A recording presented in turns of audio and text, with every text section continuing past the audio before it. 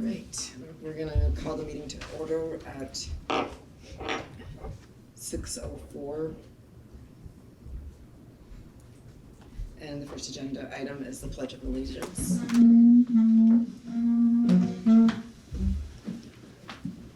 I pledge allegiance to the flag of the United States of America and to the republic for which it stands, one nation, under God, indivisible, with liberty and justice for all.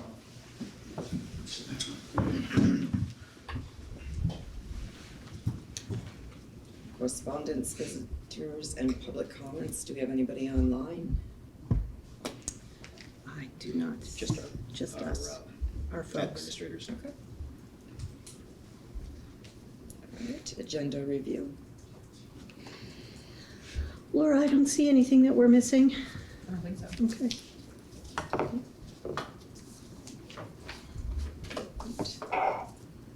And then next would be approval of the minutes for July 12th of 2023.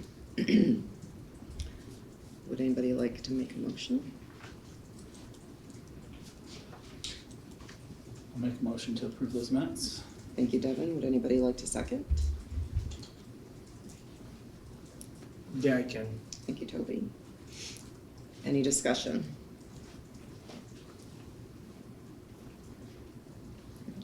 Seeing none, all those in favor of approving the July 12th, 2023 minutes, please say aye. Aye. All those opposed? Motion carries 8-0. I abstained. Oh, abstain. Oh, two. Oh. Okay. I wasn't there. That's right. 6-2-0. And No, I don't think Kelly was there either. I reviewed the minutes. That's okay, I think. It is That okay. Last time, You- yeah, you- so I read through them. okay. So Peter and Megan are the two. All right. Thank you. All right. Next would be administrative reports and MVU. Did you want us to kind of go down through it and discuss it? I know previously we had not been doing that, but happy No, to do any that. highlights you have would be excellent. Absolutely. Yes. We have our new teacher in service starting next week on the 16th and 17th. We have our faculty in service on Monday, the 21st, Tuesday, the 22nd, and then the 23rd as well. There's a copy of the schedule there for you. We have a copy of a list of our new hires that we're very, very excited about. Put in there an ag mechanics update. Been very happy with Richard Barwin this summer, kind of doing an inventory of the ag and mechanics facility and the tools that we have and everything that we have on site. So that's been fantastic. He's also been working really hard to get some contracts in place for some things that necessarily had not been in place previously. There had been like a lot of verbal agreements previously, and just kind of shoring things up a little bit, and been working with Laura on that. So that's been great. The weight room, I think a couple of meetings ago, Julie had asked if I had something to share, and this was the news that we had actually won the call it a gift, because it's not a grant, but we actually got a $100,000 gift to upgrade our weight room, and that's all new facilities, all new equipment, and we couldn't quite announce it yet because the state wanted to announce it, be the first to announce it, but Governor Scott will actually be joining us for that dedication, and that's going to be on October 19th at 9:30 in the morning. So if you're able to make it, that'd be fantastic. I don't know if you're old enough to remember Body by Jake. Jake Steinfeld, he is actually, he's been involved with the grant, and he will actually be on site with Governor Scott to help award that. So I just want to thank Tessa Massett and John Lumsden for their work in helping to secure that gift. The Hall of Fame induction will occur on September 22nd. That is a change. We were originally going to do it on September 15th, but we've actually had to move it because potentially two of the inductees are unable to make it on that day. So we're hoping to have that induction on the 22nd. You see a little bit of an athletics update there. John will talk a little bit more about that. We wrapped up summer school. We got the numbers for Northwestern Career and Technical Center. We will actually have 68 students who are registered for NCTC this year, which is I'd say about 15 more than normal. So that's great. And then you see all the numbers that are listed there. So Auto 1, you got 6. Auto Level 2, there's 2. So, and you can see all the numbers for that there. Jason Butler put in a little bit of a facilities update, and then you've got the upcoming events, which will take you, we usually put them in for 2 months, so it's taking you up through towards the end of September. Thank you, Dan. Yep. Any questions or comments for Dan? Peter? So I got to have a tour with Jason, the facility, a couple weeks ago, and yeah, it looks great. We had to obviously put some money into the weight room to get it ready to be able to have them come in and put all the equipment in and stuff. So the painting looks really good, and they re-insulated all the piping, which badly needed it anyways. Everything that was done really needed to be done anyways. Absolutely. So, but it was a great opportunity to be able to do that. So that looks good. Impressed with the lighting is, and I know I don't know if it's all programmed yet. It wasn't at that point, but I think we're gonna be able to save money on that as far as the lights are off if there's nobody in there, and you walk in and the lights will come on, and it can, dim at different levels, and it's really pretty neat. Good technology there, and I'm hoping that works out well.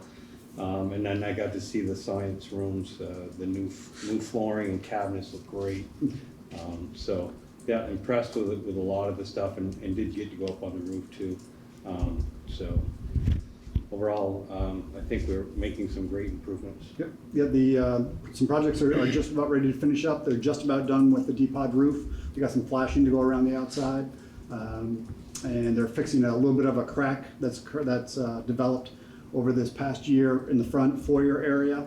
You may have seen some leakage or a little bit of damage on some ceiling tiles there. So they're fixing that. Yeah, the weight room looks good. The lighting project, they are done with A-pod, D-pod, C-pod. They're currently in E-pod and are hoping to be in B-pod, which is the main administrative wing, by later this week.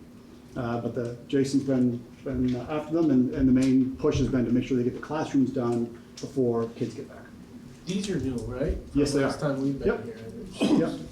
If I understand it right, there's on each lighting switch, you've got an on-off, but then right next to it, you've got like a 70% and then like a 25%, so you can dim it down to about, and save energy that way. But yeah, these are all the new ones. Excellent. Any other questions or comments? Okay. John?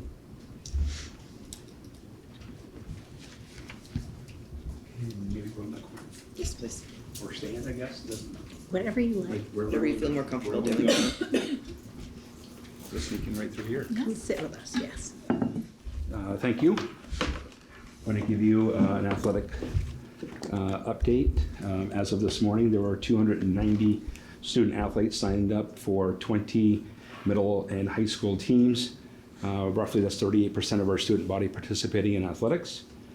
Homecoming week is the week of September 11th through the 16th, with the parade taking place through the town of Swanton on the 15th.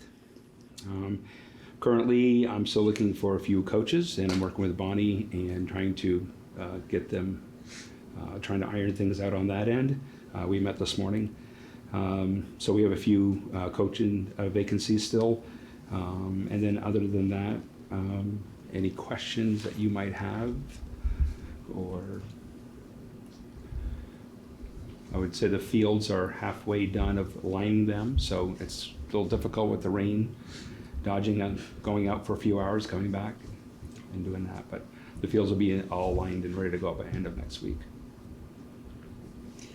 What are the fall sports? I just want to make sure. So there's soccer, field hockey, volleyball, cheer, golf, football, Cross country. and cross country. Sorry, yes. Yep. And the vacancies we're looking for, is it middle school football? Middle school football, assistant varsity field hockey, girls JV soccer. Okay, just figure somebody watching. Yeah, let's hope that happens. That's right. Do you anticipate any challenges as far as numbers to be able to field? I don't. Our numbers look great in the girls' soccer. I'm not going to bring our JV, our high school soccer program has enough student athletes where we do not need to bring up 8th graders to maybe into that JV program. So it'll be strictly a JV and a varsity team without 8th graders. Right now there are 30, my numbers here, 31 high school football players, which is about 6 more than last year. So I think maybe that middle school program, maybe last year helped to bring some of those 8th graders up. Cheer has 29 middle and high school student athletes participating. So that is a program that is up and coming. Lindsay's done a great job. We ordered some cheer mats this spring, ordered them, and they came in middle of July, so she's able to use them. Kids are excited. I got a video on. Thank you, Mr. Lumsden, for the, well, thank a lot of people, but they're just excited, and I know that she'll do continue to do a great job and build that program. But 29, middle and high school athletes in that group for cheer is great. John, are we hosting a cross-country meet this year? Yep, the NVAC cross country meet is on Saturday, October 14th. How are the boys soccer? Boys soccer, great numbers as well. They also have 37 high school student athletes that have signed up. So dividing that in half or so, that's going to work out very well with us. I'm still waiting. It happens every year. My 7th grade girls and boys tend to not sign up as quick as we'd like them to. That's why the sign's out there on the board. So, as of right now, I have 12 7th grade girls. Which is enough for the team, but we need 3 or 4 more, and I think there's just, they'll get there. And probably when I think there's a 7th grade meeting, maybe just coming in and just reminding them if you are going to play a sport, please, sign up online. On the 29th. Yep. 29th, yep. Is there a deadline for signing up that? No, I usually wait till second week in September is when we're, by then, that's enough time for them, either they're in or they're out, so, yeah. Once kids start going to practice, they talk about it, and usually Yeah. there's a couple who hadn't thought about it before. Yep. I was the latecomer today, I signed up today, so I'm like, oh God. 291. And that's My about, 7th grade boy. yeah, 7th, there we go, see.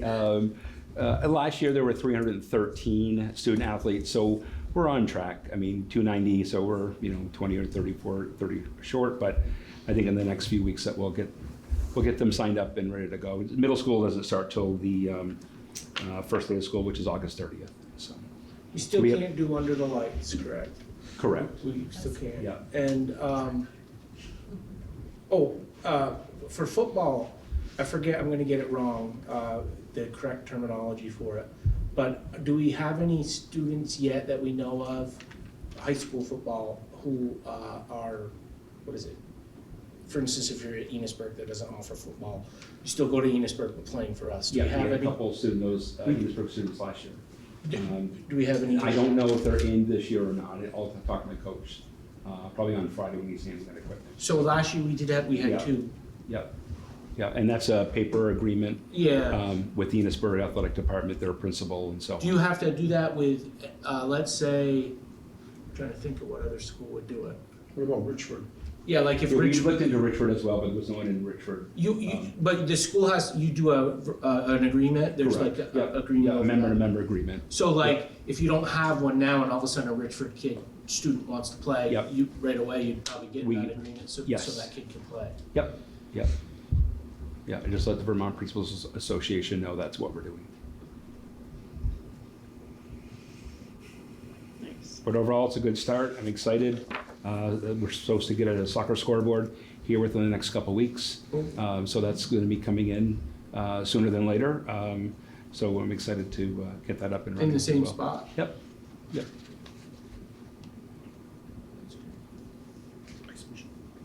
Oh, and we just, our ice machine has been old, as the gentleman would say, and it had to be replaced. So we got that in the summer as well. Nice. Yep. No more, you can't, the black flecks are Yes. not drinkable. Yep. Yeah. Yep, so we're all good on that part there. I see we still don't have the trainer position filled. No. Correct. So how do we, don't we need one at games or how? Yeah, so for football, we are going to. I reached out to Northwest Medical to see if they had anyone that looking to pick up some hours. There's somebody there who actually worked here part-time years ago, and she's willing to help us for football games, but not for practices. So Bonnie and I were talking about that today and how we might set that up and so on.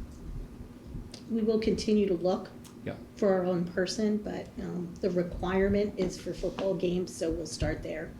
Yep. And unfortunately, Northwest Medical doesn't have the capacity to give us more, so. Yep. Yep. And I do think there's broad support in the community, at least for those who participate in athletics. They really enjoyed having a trainer. I think the last trainer, personality-wise, gelled, but I think it was beyond that. I think it was just nice having a position in-house, if you will, a trainer, because there's so much connection for the kids with Well, that as well. Think about the weight room, Yeah, and the strength yeah. training and all of that, so, yeah, we still will actively look. Is We've that been- exclusive to the football program, or is it for all student athletes? It was the positions for all student athletes. Okay. Yeah. But the one But that's we have to have part-time, we're one for looking just football. for football, because it's the only one. That's With the required. requirement? Yes. For this fall season. But also there's the requirement for hockey, that I need to have an athletic trainer for games there too. So we'll continue to work on it. It's a challenge. And let's just see what happens.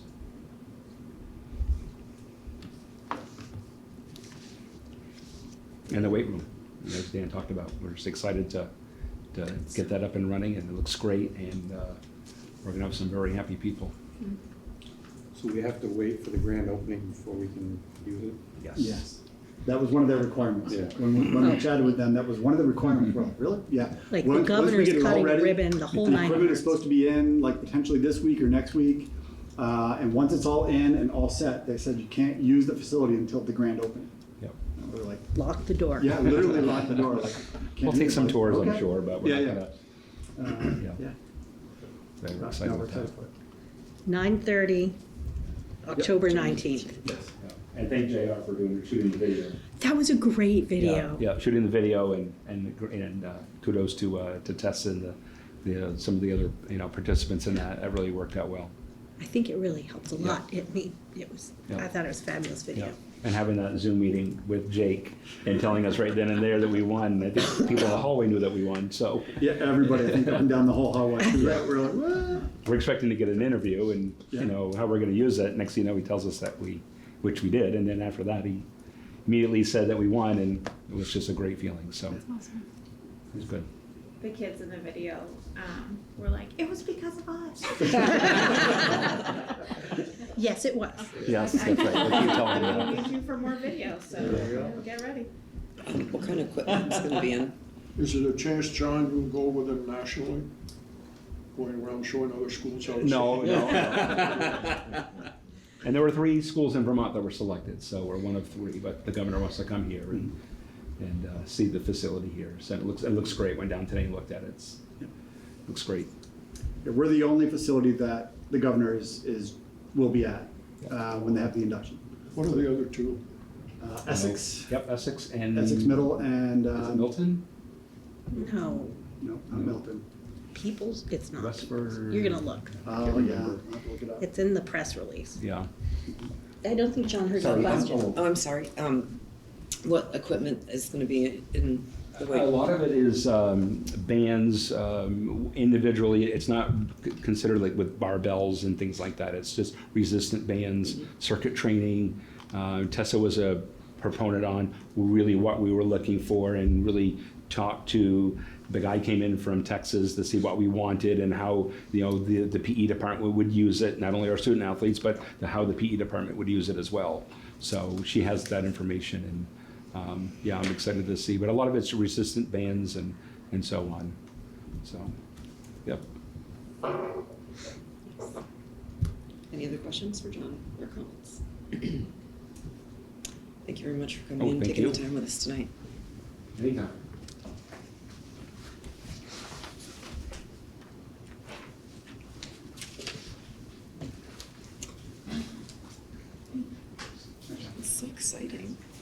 It is exciting. Yep, that's it. I'll find it. It's coming. Great. Next agenda item is a report card update. Right, Christy's taking the lead on this one. Okay. So there's a handout coming around, so wait just a minute and I'll get started.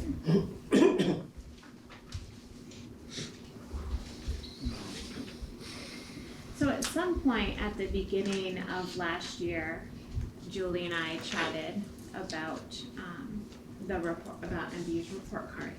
And that conversation carried on throughout the year.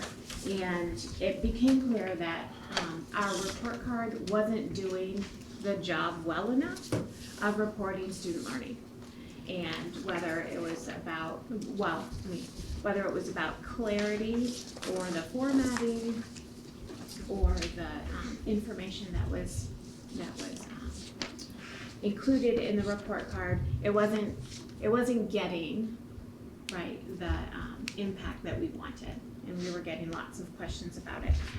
So one of the things we did is gathered report cards from across the area, and I reached out to other middle school colleagues, but we had the BFA report card, Campbell's Hump Middle School, Georgia Elementary and Middle, Milton Middle School, the Northwest Career and Tech Center, Ridgeford Junior Senior High School, St. Albans Town Educational Center, and Sheldon.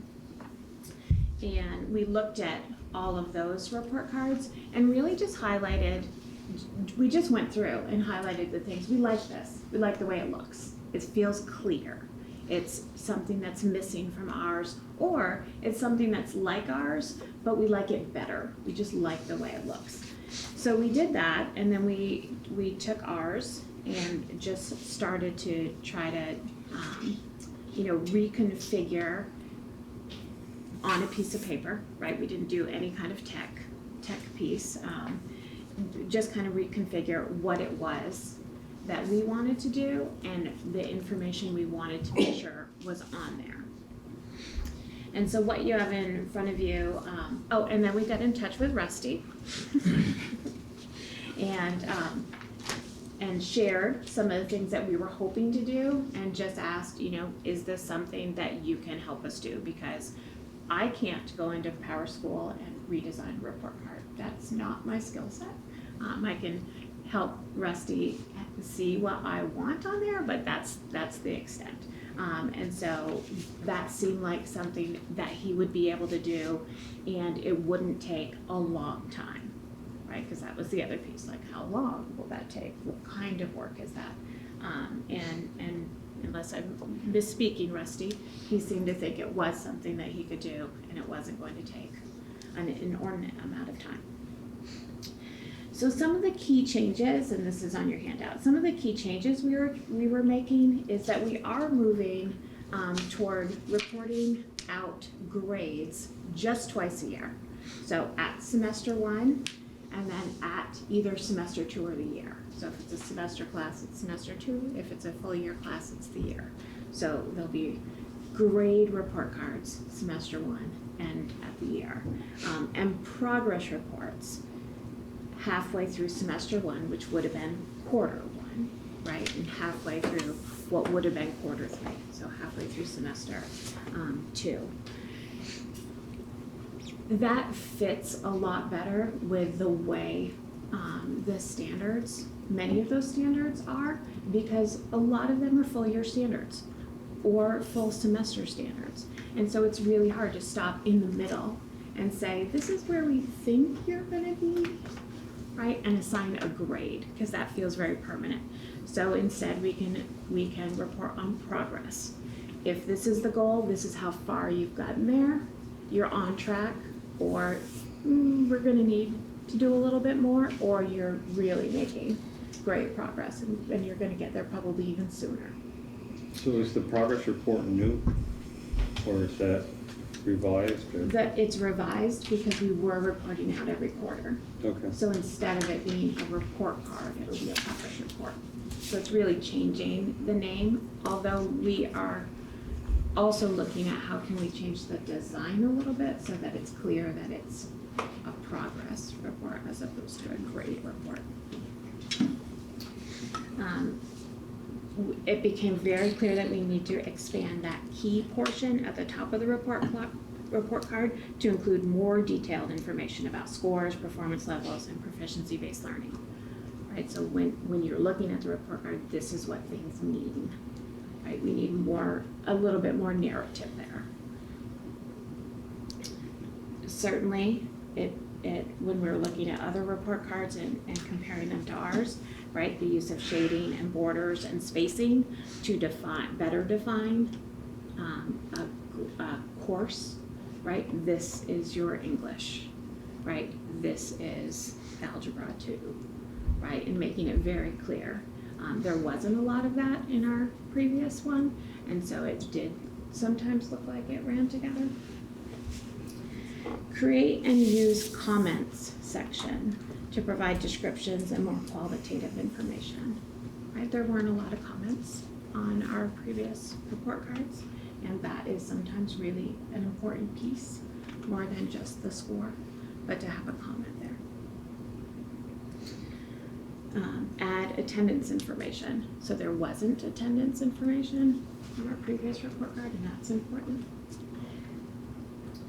And then we sketched out, which is not what it's going to look like, but maybe it gives you a better picture of what it will look like at the bottom. So in the before section, we had English 9.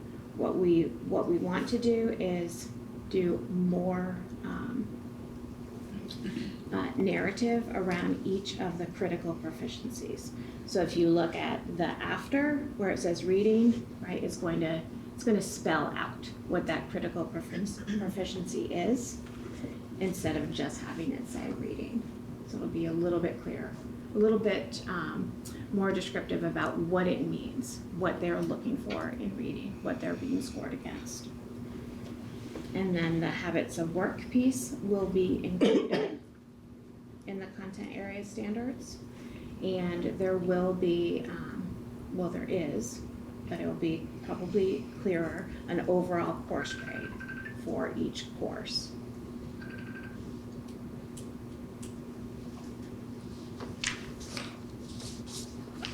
Can I ask a question? Yeah. Couple things. Mm-hmm.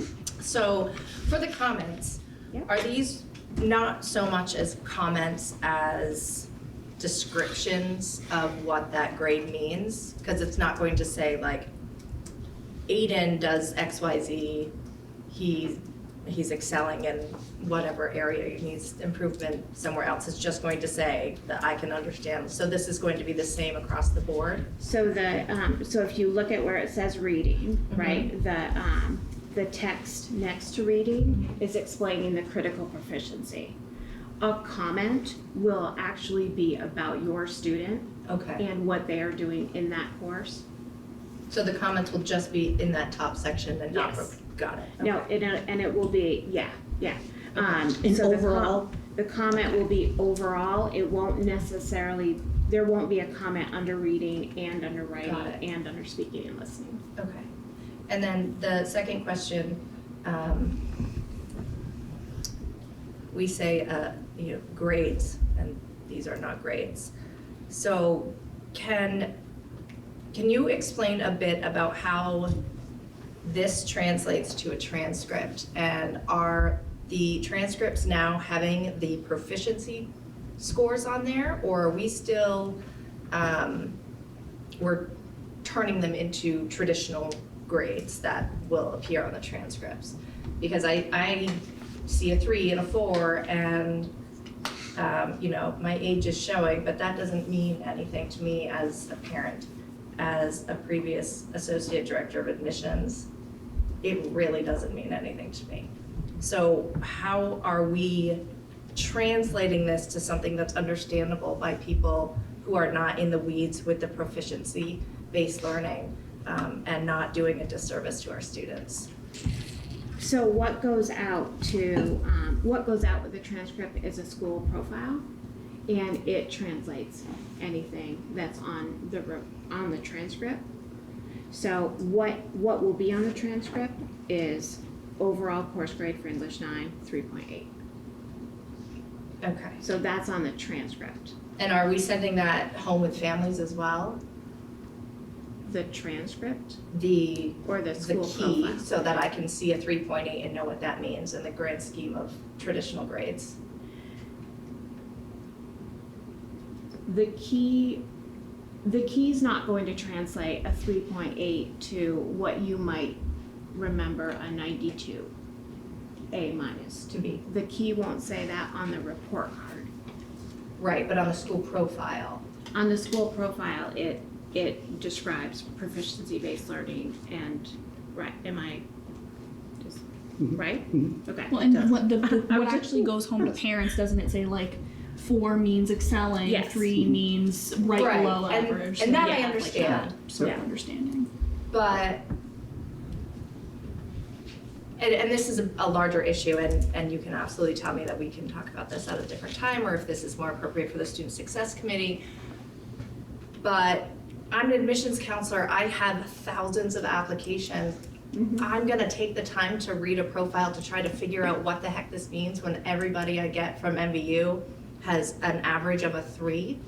Like that feels not okay to me for our students, and I also don't feel like parents are going to see like a 4 exceeding proficiency. Well, what does that mean? Like, I know it's the new standard, I know that that's what we need to do, but I also think it needs to be presented in a way that makes sense.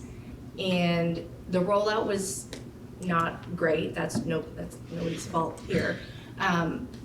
But it's still an issue, and it's been several years, and people are still saying, I don't get it.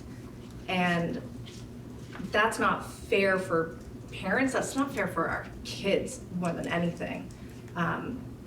Because I have been there, and it takes an exorbitant amount of work to understand what the heck this means, when everybody else has the traditional grades, and Well, is that something we can do? which they don't. Just every school does not have traditional grades. Some do, some don't. Right, but We did have a- Vermont-wise, Right. nope, that's In where other that states issue is. are doing this as well, not everywhere, but in some places. I do want to say, to answer part of your question, we are happy to revisit what proficiencies mean, perhaps in a committee meeting, because we have had, last year we had presentations, and maybe it was the year before, but we did a great deal of changing of our proficiency grading and how it's done and how it's communicated, and the transcript work was significant and shared with the board, so there have been board presentations about this. And I don't want to put Christy on the spot, Yeah, no, that's right? But we're happy to explain further so that board members who weren't maybe around for those presentations or still have questions about what MVU's transcripts look like can understand them. Because our transcripts look pretty good, and our numbers of kids getting in and the transcripts not being an issue is very clear. So we want to make sure.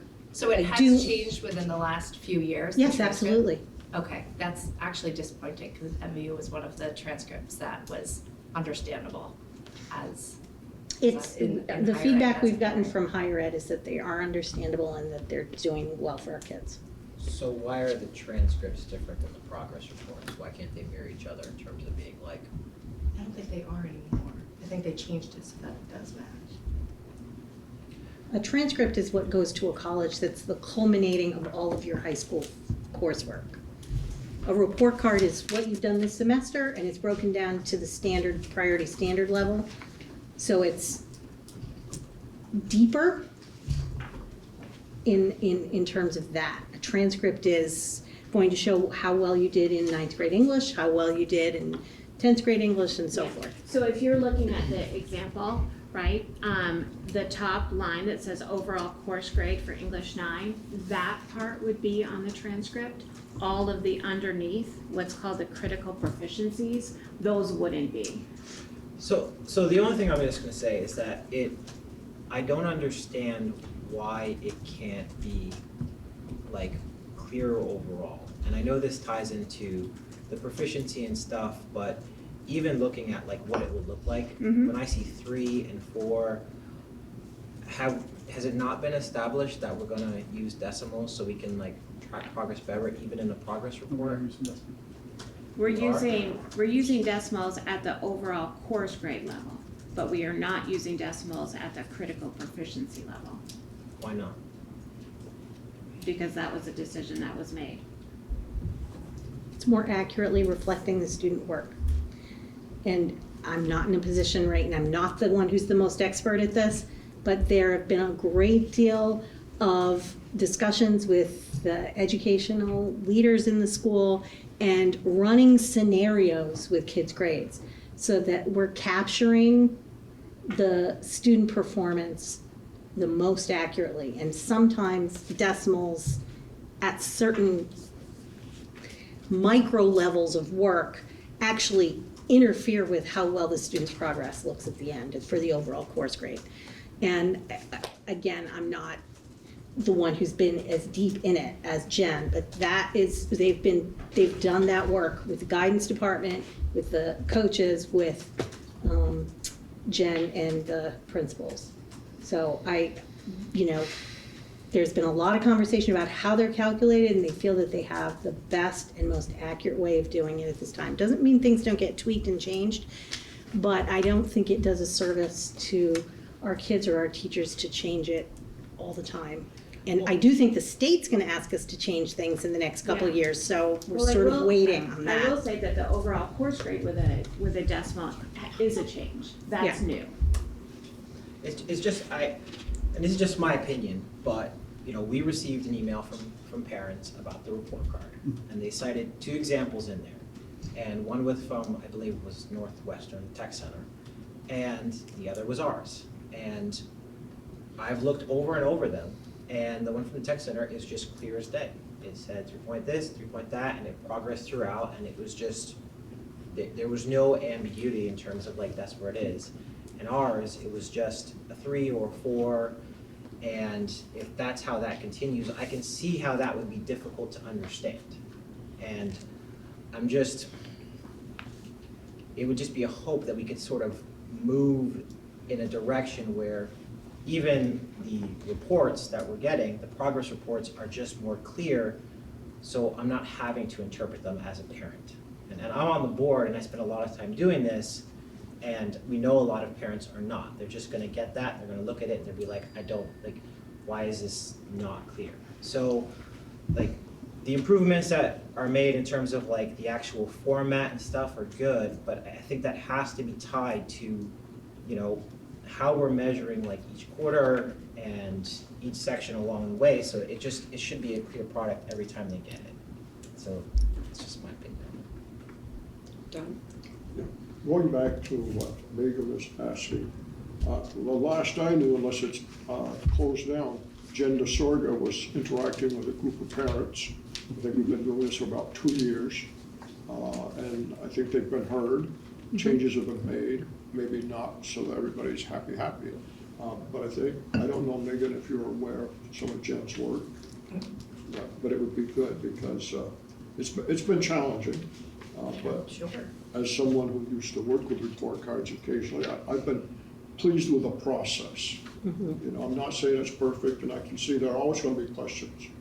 But I think the process has engaged parents, and I think that changes have been implemented, even though it may have been a little bit painful. So I think I don't want to say we're getting there, because I think in many ways we are there. But until, I hear that Jen's not meeting with people anymore, I'm feeling really good that we're listening and we're trying to get the most clarified information through that. At the same time, though, I can appreciate that, and I think engaging with the community is absolutely necessary. But at the same time, parents don't know what they don't know. People don't know what they don't know. And if they're not looking at this in any way other than, I want to understand how my child is doing, they don't know what questions to ask or what information might be missing that is beneficial to their student in different settings. Well, I don't know because I didn't attend the meetings, but I know a number of parents have come on board and brought other parents on board, but they probably are less than 5% of the population. I just think that our administrators are doing as well as they can, and will continue to do as well as they can to inform people. Well, And I don't mean any of, like, my questions are not aimed at no, y'all, like, no, I didn't I take know that that. away. For information to be amazing work. utilized, there has to be a listener as well as a speaker, and I think sometimes we share it, but people are very busy. And you probably don't get too excited about your children's grades until something goes awry, and then all of a sudden, it's your system isn't good. But I'm sure this will be a regular topic. We absolutely recognize that there wasn't enough information on the report card, right? That was very clear. And we are trying to get closer to describing what your students' learning looks like, right? This is what, based on all the evidence we have in front of us, this is what your students' learning looks like. And so the comment section, which hadn't been used before, I think will be really helpful. Yeah. The other piece which doesn't show up on here because we haven't written it yet, is what each score looks like as a learner. So I'm going to read one from a different school just because we haven't finished this work. But for example, if a student had a 3, so in reading, right, I can understand what I read and think deeply about text. I can explain my thinking with examples from the text. A 3 for that, right, would be the student can fully comprehend the information and knowledge in the standard. The student can use the knowledge in a similar context independently, right? So they've learned something, and then if you give them something similar to that, they can take that and do the same thing, right, with new material. Students have knowledge of content terminology, general principles, and select the best algorithm for problem solving. So they get the vocab and they can problem solve within that, whatever context.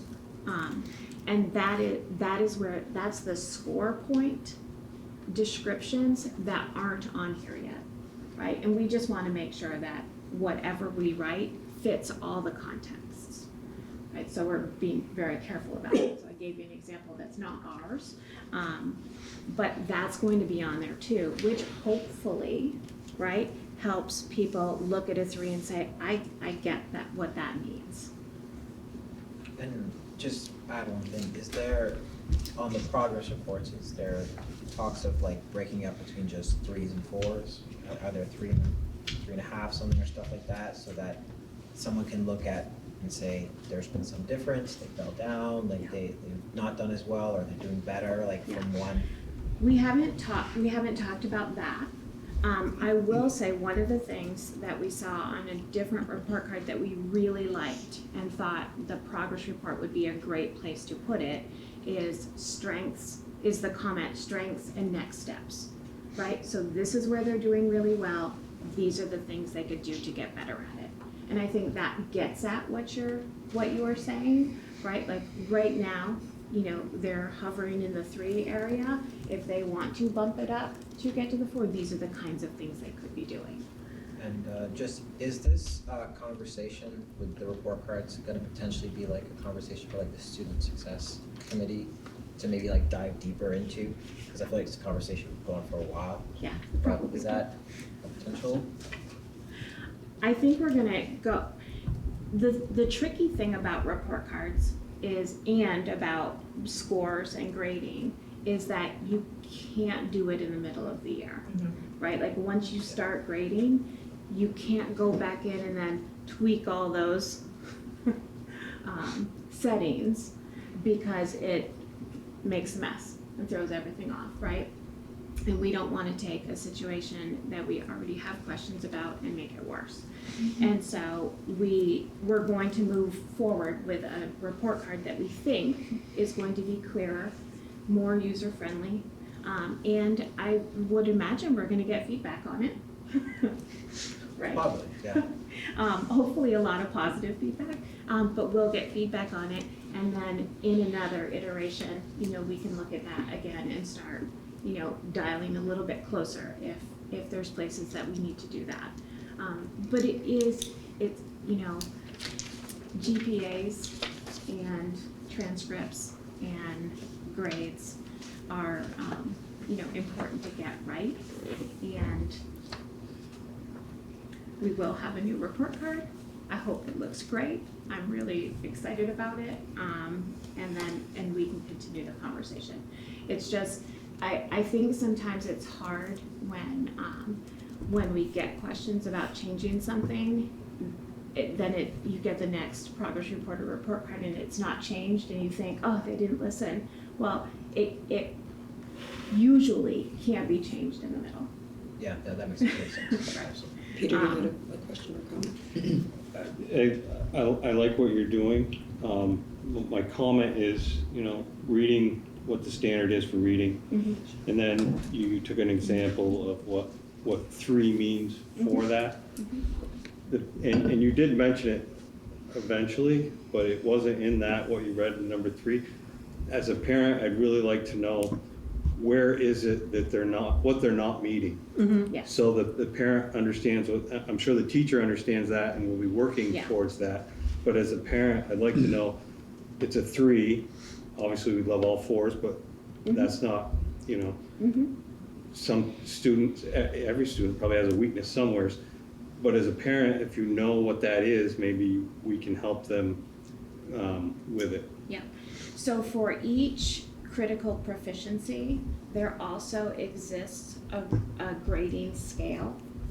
And the grading scale has a 4 and what you would be looking for, particularly for each critical proficiency in that 4, and then in that 3, and then in that 2.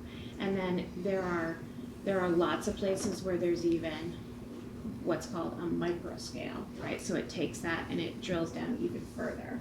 So for every assignment a student is doing and submitting, there's that information. And so that isn't probably, well, it would be a very long report if you tried to get that as a parent with a report card, but it does exist for assignments. And so it is possible, right? Your students probably have those. Sometimes they're virtual. I mean, they're online, and sometimes they're just a piece of paper with a scale on it with a teacher's notes on it. So there is that. I'm hoping that in the place of the comments and then in the progress reports, we can get closer to that, right? With a teacher being able to drill down a little bit more so people know what this is the thing I could be doing. And we'll still have parent-teacher Yes. conferences where the teachers or the parents can come in and ask. Absolutely. Yep. When do you anticipate the final draft of the progress report and the new report card to be done? So luckily we have, a little buffer between now and when we need that ready, because we also want to make sure we do some training with teachers around the new report card. It'll be a little bit different for them, what they have to put in. And so we were thinking, it'll be mid-September. So we would have the opportunity before you finalize it at the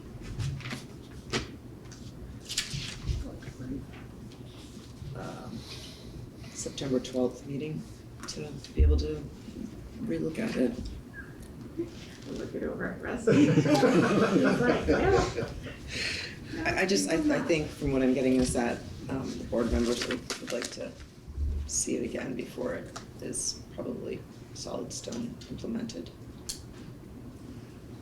I would agree with that, but at the same time, I feel like, to your point, it's August, we can't, there's really not time to make any significant changes that would be implemented before this needs to be rolled out and Or if trained. we could at least see it and then maybe make some. Definitely want to Right, be so able maybe to a share. final, just a final copy of it. Absolutely. Definitely want to see And it. I think that if you're looking at this, right, just right here, I guess my question to you all, is there anything on here that seems like, no, that doesn't seem important to put on, or anything you think is missing? And, you know, that would be great feedback, even if you don't, even if you go home and you're thinking about it later, if you wanna share that, but I'm not really sure what the process is. They share it You with you or can just share email it with me or- and I'll forward to Christy. So if there's something you think is missing or that you would like to see, I know sometimes that's hard, right? It's easier when you see the mock-up to know. I appreciate the think- fact that you just threw this together so that there was a visual for the board, and I appreciate that as something to start the conversation. I think the key portion at the top of the report card will be very important. Because Agreed. that sets the tone of what everything is below. The only comment I have is, I really like that you reached out to see what neighboring schools are doing. That's very important, and I think solves a lot of the concerns some parents have, because they think that we're doing something different. It's okay if we're doing something different, but if it's way out of whack, then I would be concerned as well. But I think as long as we're pretty close to and using other best practices that we like by our neighbors and incorporating it, that's a good thing. The only other thing I would like to add that I think would help parents a ton, and I don't really understand the explanation. It's explained to me because it's proficiency. But so the world ranks us, whether we like that or not. So I really think knowing where your child stands as far as class rank through their whole career every year really gives the parent an idea of where their child's at. I know that I've tried to get an explanation of that, and it's kind of like, well, we can't, that doesn't really work with proficiency. So I don't know if I necessarily buy that, but we live in a competitive world that ranks us all. And I don't think our public schools should ignore that. So this is more philosophical. And I think parents get that and they understand it. Now, I mean, yes, some kids are ranked lower than others, but it really gives you a sense of where your kid's at. So that's what I struggled with mostly with the system for my child. It worked. The system worked great for my oldest, who just graduated. She did well with it. We have no complaints. We don't think it held her back from anything. But it was a little bit frustrating not knowing where she ranked against her peers all the way through. So if there is any way to include rank, I think that would answer a lot of parents' concerns. Like, they don't really know where their kid's at. Well, how's the kid rank against their peers? But how can you rank if you're doing, like, proficiency-based learning is one thing, proficiency-based grading is completely different. And if you're doing proficiency-based grading, how can you have a rank when everybody's a 3 or a 4 or a 2? So I don't think everybody's a 3 or 4 or 2, because there's it comes out with I'll show you my daughters after. Okay. But and the latest version of the transcript has it used to say cumulative proficiency or whatever. Now it says grade, I believe it says grade point average or something to that effect, the transcript. It says Yes. the terminology is cumulative simple GPA on the transcripts. And it's got three decimal points later. So there is some differentiation between students. So I just think it's possible to rank. I don't really see how it's not possible to rank the students, and I think that would help. If there's 100 kids in the class and your kid's 1, 10, 50, 60, 80, it just kind of gives you an idea of where your kid is amongst their peers. Agreed. And I don't know, when I went through, I'm trying to think, I mean, I didn't even know about class rank till I was a junior or senior. But I'm trying to think back on, was it on our report cards? Do you remember that? Was it rank on? I mean, I don't know, that would be, I don't think any school that I ever No. could have put a rank. no rank until, On the transcript. I would love to have that debate with you, but not tonight. right, Because it definitely is a philosophical difference in whether our job is to sift and sort and rank versus whether our job is to make sure all students know the standards. And that we could talk about for days. But I also understand as a parent what you just said. I certainly do. But, you know, it's a conversation. But it's not one we can solve this evening, but I understand it. Jen, I have a question. Going back to the progress reports, we're talking about a grading at end of first semester and a grading at the end of second semester. Progress reports, every child will get a progress report? Yes. Okay. Because when I hear progress reports, I'm thinking of those going to the students who maybe have some deficiencies. Everybody's gonna get one. Yes. Okay, great, that's good. So, Jen, I just have one last thing to say on this. So first of all, I understand this is a complex thing. This is not like a simple thing where you wave a wand and it's all fixed. And we had this conversation with Julie earlier, like this week, was it last week? This week? Last week. I'm confused, I don't know what day it is.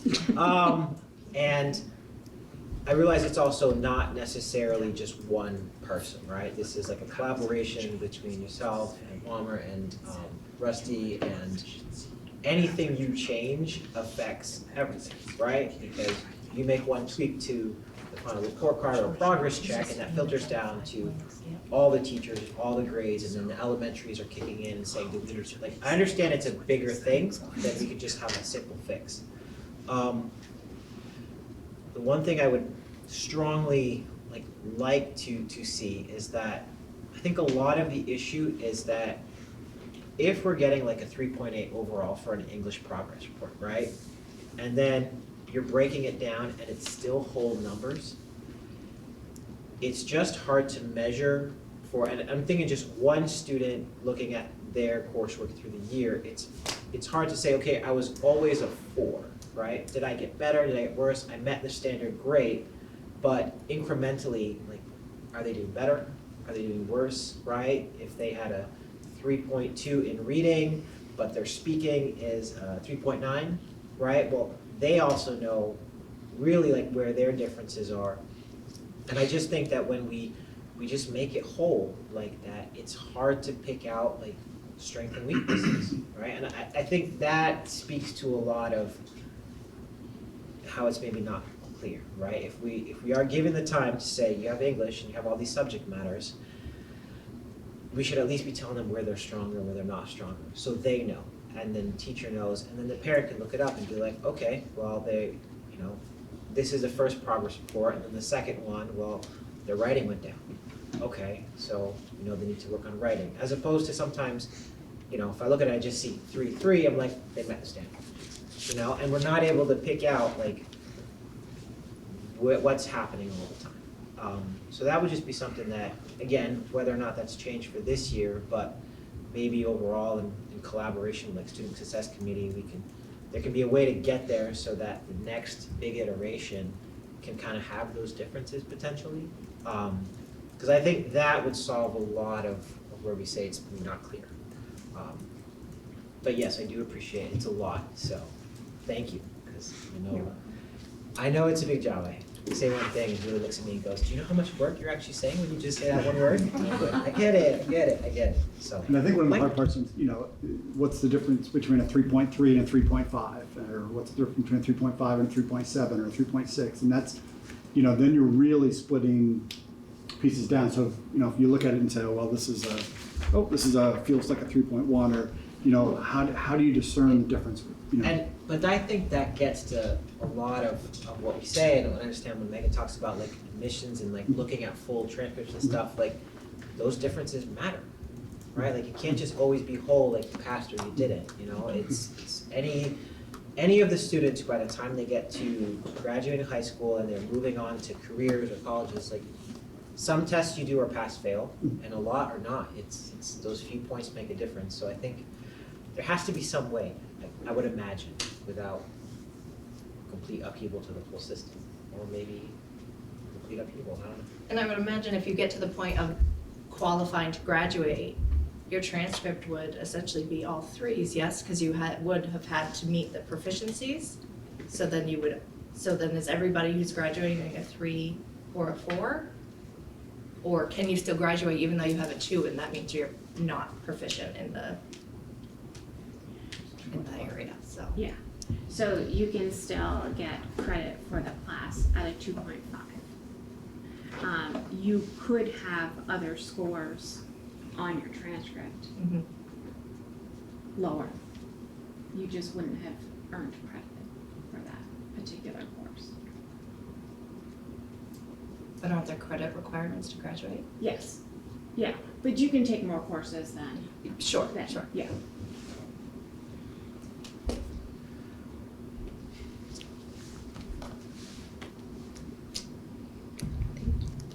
Devin, Joanne, Kelly, do any of you want to have any thoughts or comments on it? First, just on the formatting here, I see habits of work, which looks like a new field. Is that true? So if you look across at responsibility in ELA and persistence in ELA, we've always reported out on habits of work. We've just reported out differently. Okay. And we did make the decision to report out with a score of 1, 2, 3, 4, because it was causing a lot of confusion. And so it was, hold on, I have to look back at my notes. Consistently, frequently, or rarely. That's how habits of work were being reported out on. And so now it'll be a habits of work in English, which will be responsibility, persistence, and citizenship, right? Those will equal a score in that. So it is going to be averaged as part of their overall course grade. I think that addresses some of the concerns we've heard over the Yes. last couple of years. Absolutely. Yeah, thanks for asking that because I didn't really highlight it. And then I think, generally, I think it would benefit board members to hear from some subject matter experts on this topic to understand why we're doing what we're doing and what the research is and what the basis is behind this so that we make sure we really understand what we're making decisions about. So that's my comment there. And my comment, I don't want to speak for Megan, but if at one of our committee meetings for student outcome, we could invite some of the parents that have been working on this for the past couple of years. You know, I think maybe that would also help us understand it better. The changes that have been made and progress, because there's been progress. It's just an idea.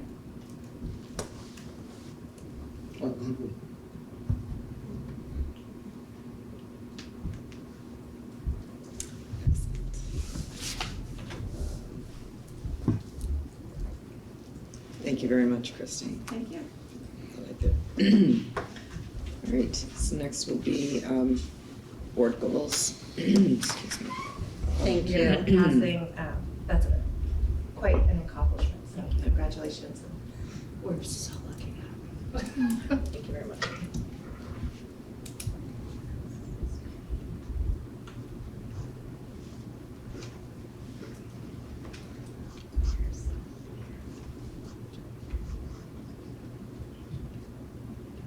Did you want to give a brief overview or just have people I- make comments? I- I'm assuming. I just, we have Beth Ann here. I'm wondering if if you want to give a little, my overview was really just a reflective piece. But I know Beth Ann, I will say as introductory, I almost put in there, I didn't take pictures of the boys, but Beth Ann needed help transporting kids from the MVU summer program over to the airport for a program that they were taking. And so I drove the boy, well, there was one girl, I don't mean to be not inclusive of the young woman who also attended, but I was driving the kids back and forth, and it was fabulous. And I don't get a chance to hang out with 14-year-old boys who are talking about, is this a hybrid car? What kind of, like my mom has an electric car, and they were debating that. And then another trip they were all talking about Dungeons and Dragons, and I don't know. Sign me up for next year. That's all I say. The kids were clearly having a great time.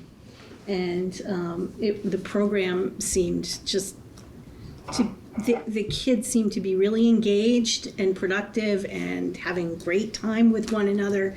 And I was pleased to be able to see a little bit of that.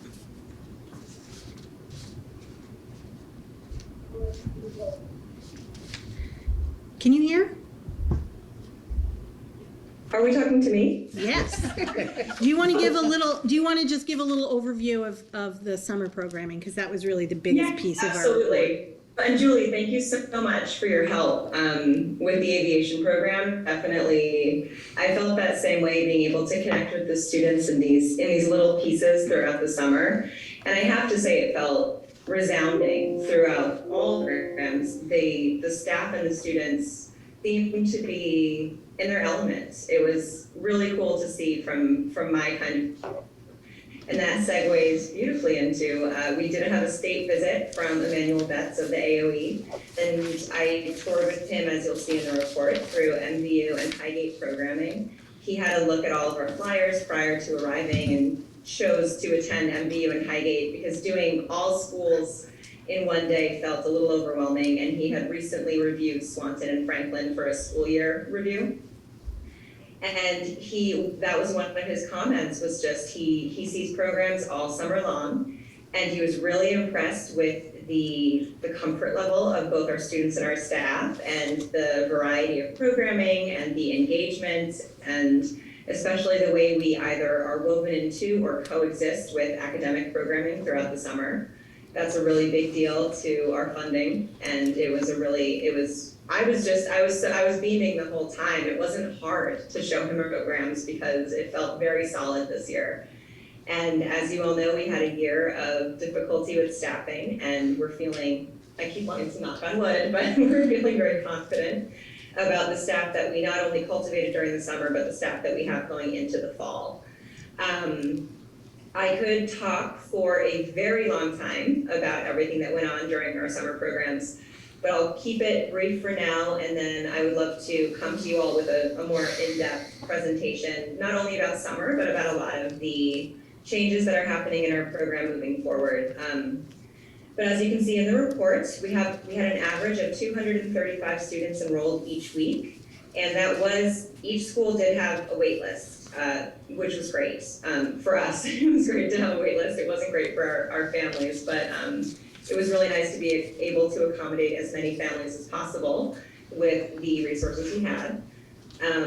One of the things that we're starting to track right now is the use of transportation, because it is a huge expense. It is the largest expense that we have in the after school and summer programs department.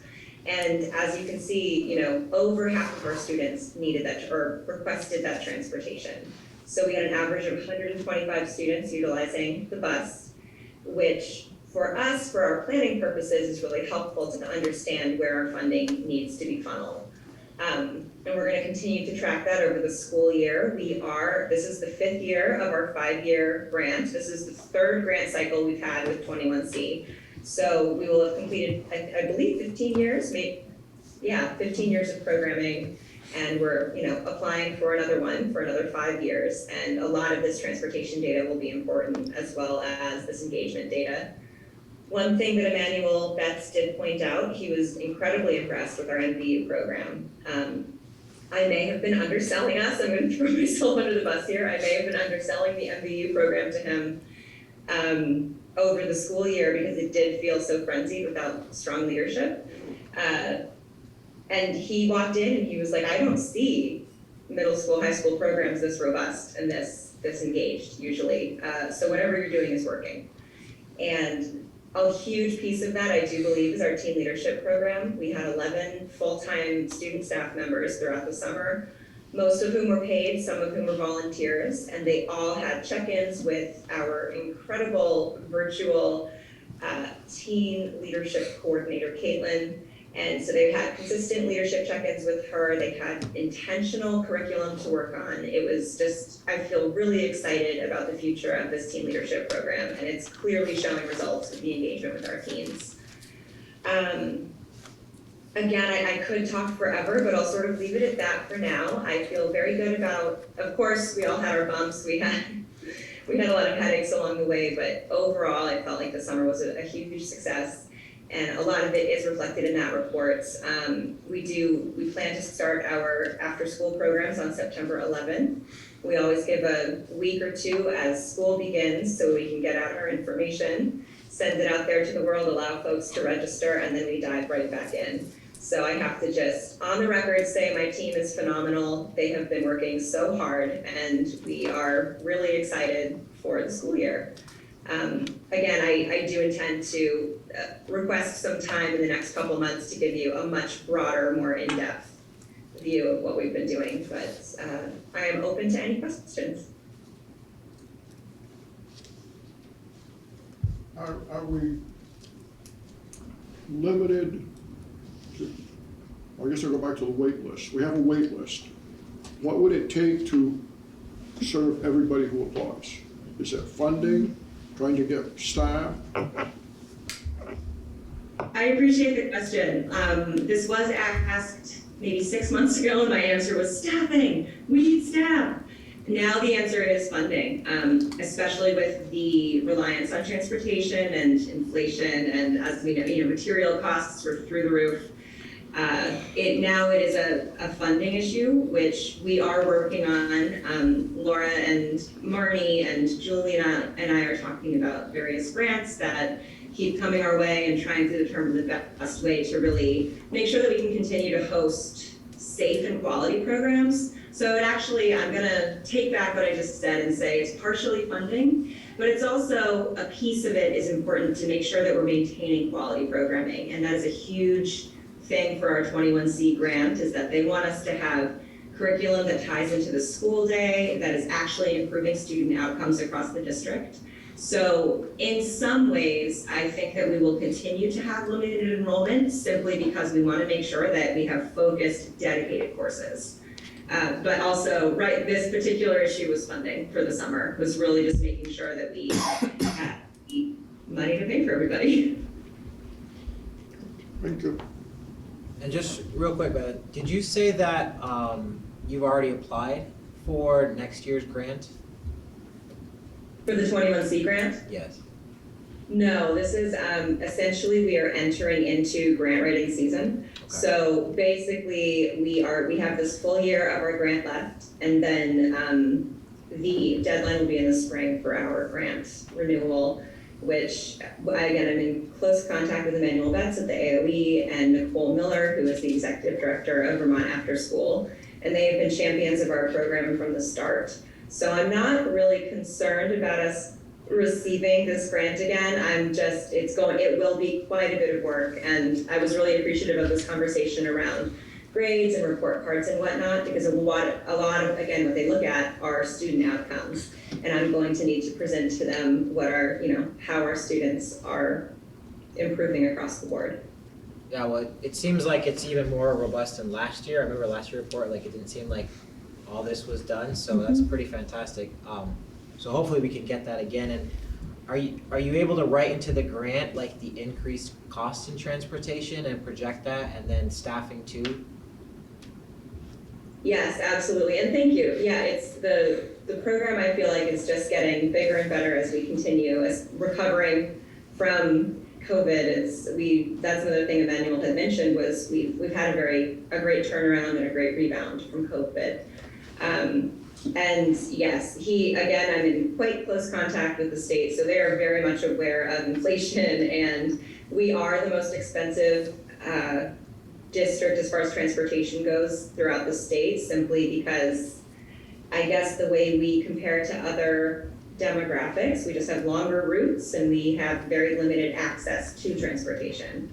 So they are aware, they do know this, and it will be absolutely written into the grant that, these are our limitations and this is why. And it's another reason we're continuing to collect data that we can then present with solid numbers to the state saying, this is what it actually costs, here's the evidence of those costs, and this is how we will move forward with that.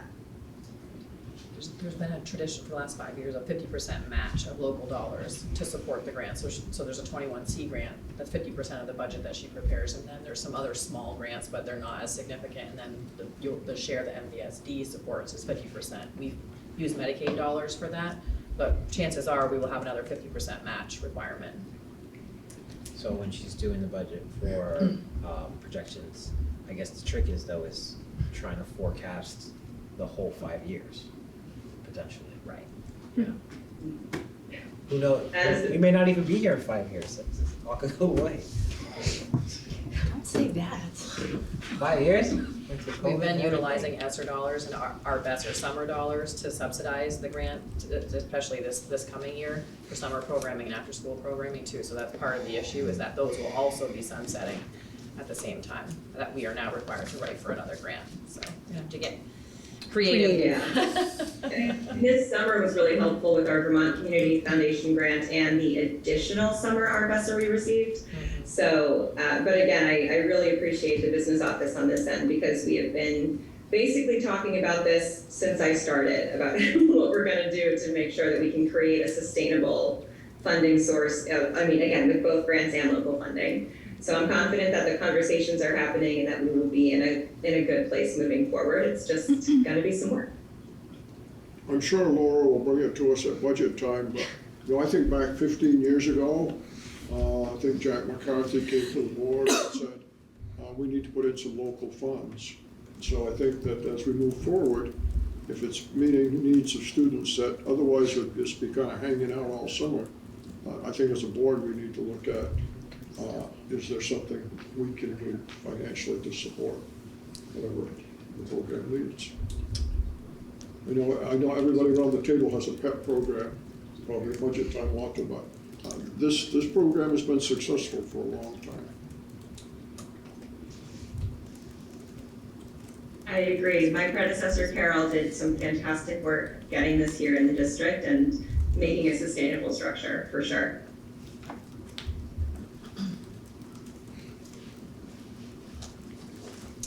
Any other questions or comments? Peter? HR. We had 63 positions to fill. So that, I assume that's not all turnover, there's new positions changed. Yeah, and some of the positions, they almost count twice. So if we had an interventionist leave and then we had a classroom teacher take an intervention position, then we had a classroom teacher opening. So yes, it was district-wide in all positions. So will you have a number that we can compare to next year? So because we're trying to reduce turnover, we need to have a number that says this is how much turnover we had this year, so we can compare it next year to see if we're. Yeah, I had it broken down already by teachers that left at contract time and support staff after support staff contracts and stuff like that. So okay. Yeah, I have charts and graphs and everything. And so to date, you've got 49 of those positions have been filled. Mm-hmm. Where is that compared to last year? Did we have that many, did we have less or more open positions last year going into this time? So that number has actually changed because I was on vacation last week and I did that before I went on vacation. So now we have, I have 4 people to meet with this week. So we'll have less positions, hopefully by the end of this week than we did when I wrote the report. So it's changing constantly. We are, I think at this time of the year, we are in a better position than we were last year. Mm-hmm. And some of the positions that are open were new positions and added positions, so they're not going to affect, nothing we have open right now is going to affect the start of school. I was going to ask that because I see in Swan there's a classroom teacher, which I would think, how do you move ahead without a classroom teacher? Ideally, we will have another classroom. If we do not have another classroom, they're still fine. So they'll sprinkle the classes will just be a little bit bigger, okay. But they are in the spot now that Chris is like, I can run school. So that's good. Okay, thank you. You're welcome. Any other questions or comments for any of the central office reports? Okay. Now we'll Thank you. go to board goals. Do you want me to put them up there? Yes, please. All right, let's see if I can do it. To a Zoom meeting. I think everybody else took a Zoom meeting. It took me a minute or two. Okay. Mhm. Yes, I fixed it. Oh, okay. But thank you, Joanne, for showing me that.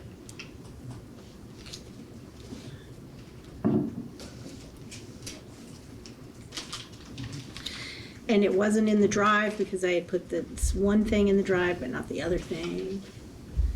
But it's there now. It had been in, I think, the board prep drive. I apologize for not getting it in.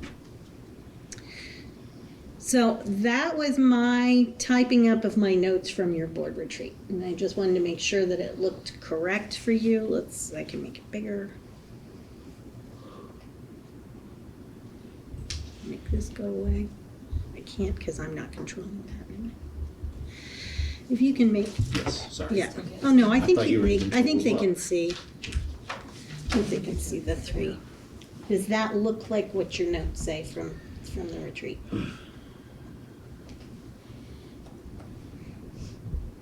Seems if we said a lot more than that. Well, there were lots of scratches out and rewriting and.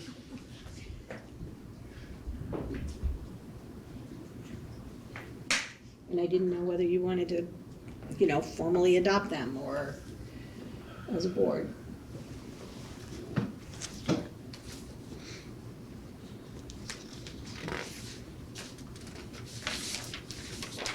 I'd make a motion to adopt the board goals for 23-24 school year. I'll second Peter's the first, Mike is the second. Discussion?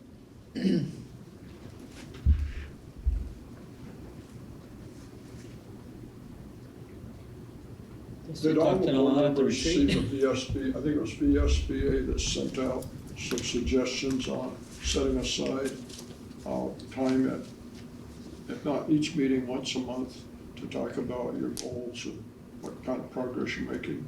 It was in the VSBA newsletter, I think, about must have been last month, because I forwarded it out and said there's some great ideas here. And their information came from collecting information about what schools are doing to make sure that they're just not talking about it once a year or twice a year, but keep it on the front burner. And didn't you schedule a board retreat for October to dive into one of these goals, the community engagement goal? You said October, right? Yeah. So I think that's sort of in that spirit. Hadn't we discussed potentially like having some way to like track sort of different meetings and topics we cover and how they tie into for us into like some of the goals we're doing? One of the topics that we could discuss. So maybe a conversation for like the next retreat and just dive into those. Mhm.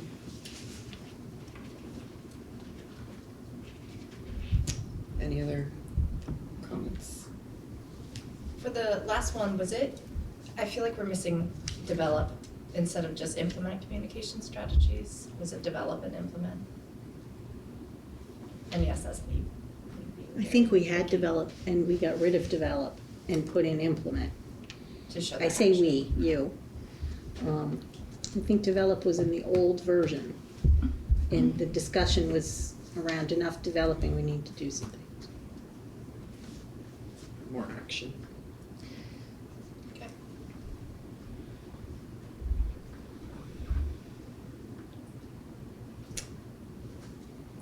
Does it look good? Yeah.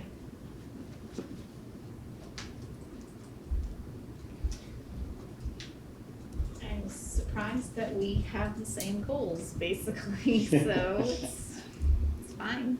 One more year.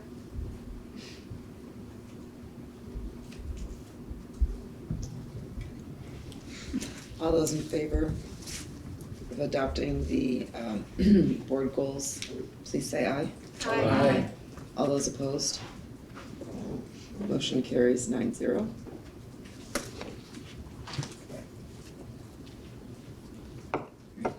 and district goals.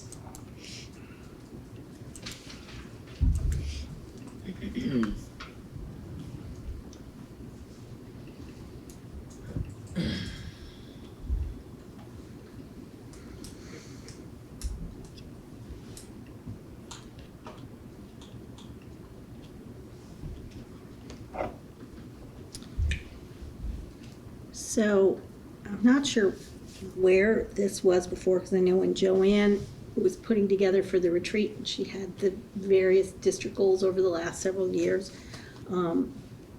we had this more specific language in last school year, and then we've, I want to make sure with Kosha, but I'm pretty sure that we are, we're matching our continuous improvement plan. So the way that we're measuring the first goal of overall achievement for our students is based on our continuous improvement plan targets for the entire district. Each school has their own individual targets, but then we have the big target.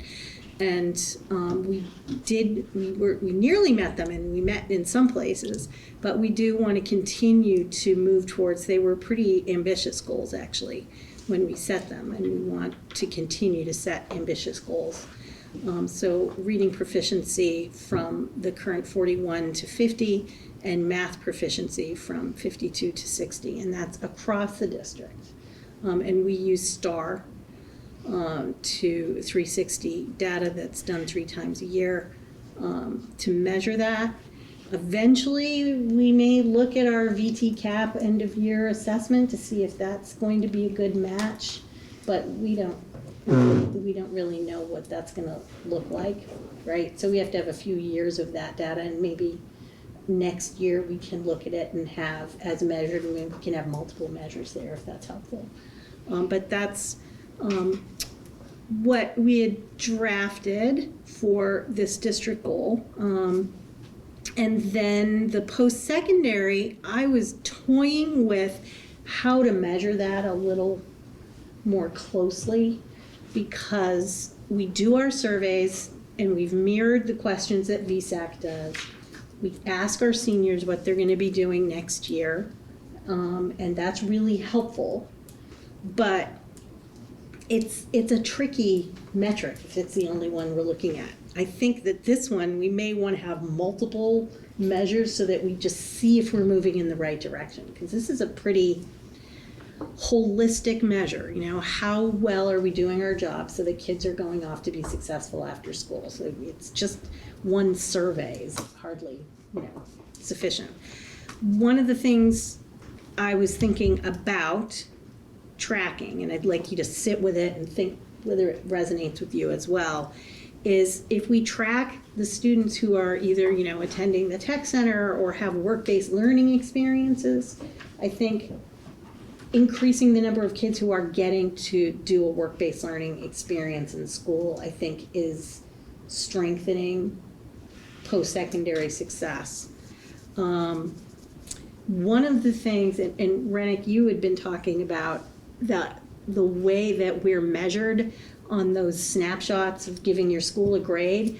One of the things that I dug into, and I had done this previously, it's coming from the annual snapshot that the Agency of Ed puts out, and they haven't actually updated it in years at this point, but they rate post-secondary success, I think partly with the VSAC, who's going to college data, but they also they were hoping to get labor and statistics data and data from the military. Well, the Department of Labor and the military said, we're not sharing that with you, thanks for asking. But so that aspect of counting kids after is a little limited, but one of the things they do is how many kids are taking the SATs and how well are they doing. So I don't know if that's, I know we do track the PSATs, but I don't know, I do know that when I've looked at that data, that's one of the areas that our students fall down on, is taking the SATs and doing as well as some of their peers. So I think that's an area where we have some work to do. And the other one I thought of is that VSAC aspirations rubric. They shared with you the work that MVU is engaging in to prepare more students for college and after high school. And they already scored themselves on that rubric, and in some places are, right at the lowest end, and in some places in the beginning areas. Moving forward with some of the work and the activities that will lead to better outcomes, I think would be another measurement. And, it's not like we're going to have a single number at the end of it, but if we have that information to share at the end of the year, I think we usually do May with the guidance, and we have some, we don't get the student information till June, but at the end of the year, can we share the progress on aspirations, how students have done over the last couple of years on how many take the assessments. I don't know that we get the SAT data for individual students, we do. So, we could look at that as a way of measuring. Two things. Does the aspirations questionnaire or any of the questionnaires that the students need to do as seniors, does it include an option for entering the military or working full-time? So those are two different things. So the VSAC survey that kids take, and they don't do it every year, I think it's every other, and then COVID got in the way. So we had a report from 2018, and then we had one from 2021. I think we're probably due for another one this next coming year. That asks, are you going into the military? Are you going to a four-year college? Are you going into an apprenticeship or a trade situation? So they ask all those questions in that. The aspirations rubric is about the work that MVU is doing to get kids interested in their future. And they shared that with, I don't know, in May, I think it was. Yep. I just don't want to, this is very focused on college, and obviously I'm a huge proponent of that, but it's also, I don't think that is a perfect picture of post-secondary success. Like, you can graduate high school and go into a full-time job, and to me, we did our job, you're successful, that's great. You're going to college, awesome. So I would love to see some sort of recognition of students going other paths than college.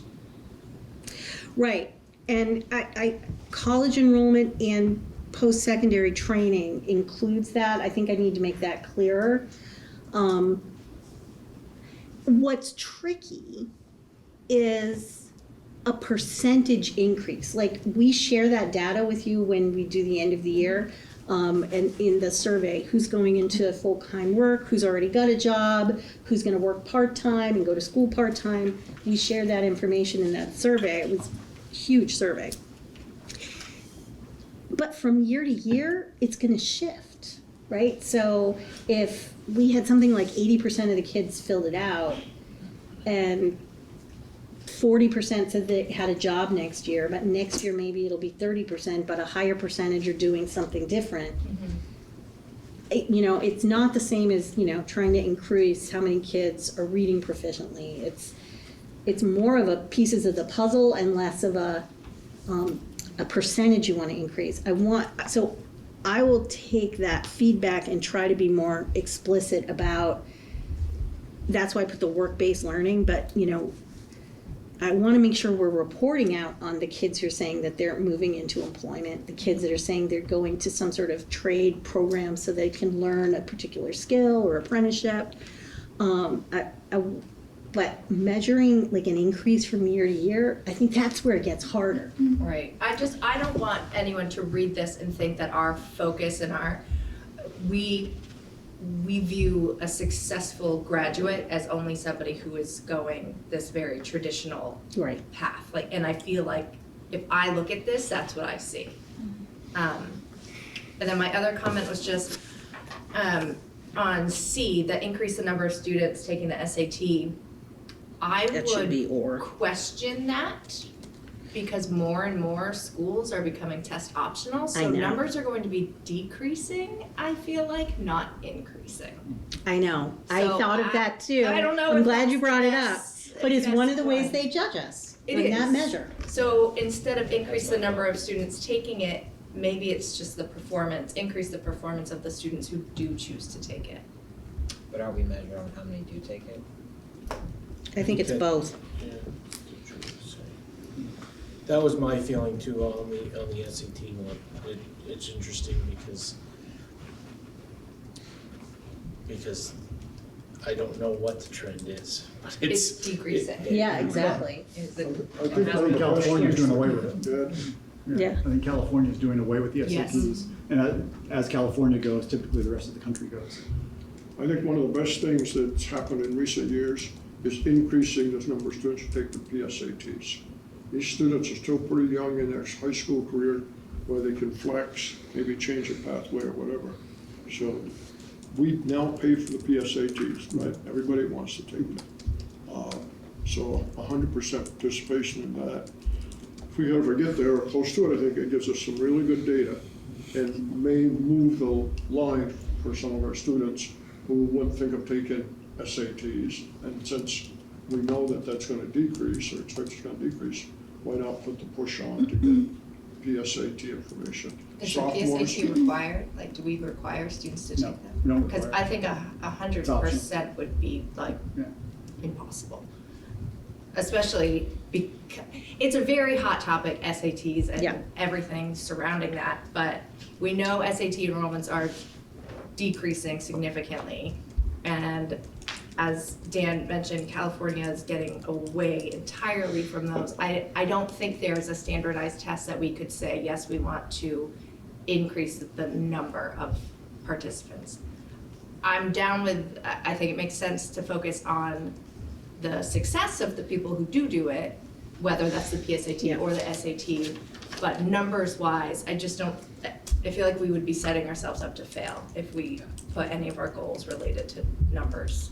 So the only thing I'll say is what Julie said, which was kind of my earlier point, is that if we're somehow being measured by that though, I would still like to see it as something we aspire to. Because it's true, it's SAT and even in higher ed, like some of the standardized tests, they are going away. Like that is the trend. But I mean, as long as there's some rubrics that's measuring us by it, that matters towards our overall outcome, I would then still like to see it until they decide to say, we've taken it away, we're not measuring you by it, then they can come right off at that point. So just a general increase, not an increase by X%. General increase, yeah. Just because I would still like it that, I don't think it's bad, even if a student doesn't need it, there's no harm. You know, what's tricky is that it's an encouraging thing.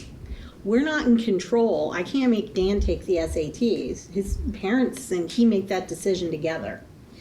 We can offer it, we can encourage it, we can set kids up to, if it continued to be an important avenue for college, which again is shifting, we could do the things to grease the wheels, but we can't be in control of it in the same way. This is why this is probably the hardest goal area. I think it's one of the most important goal areas you have, because it really is kind of, before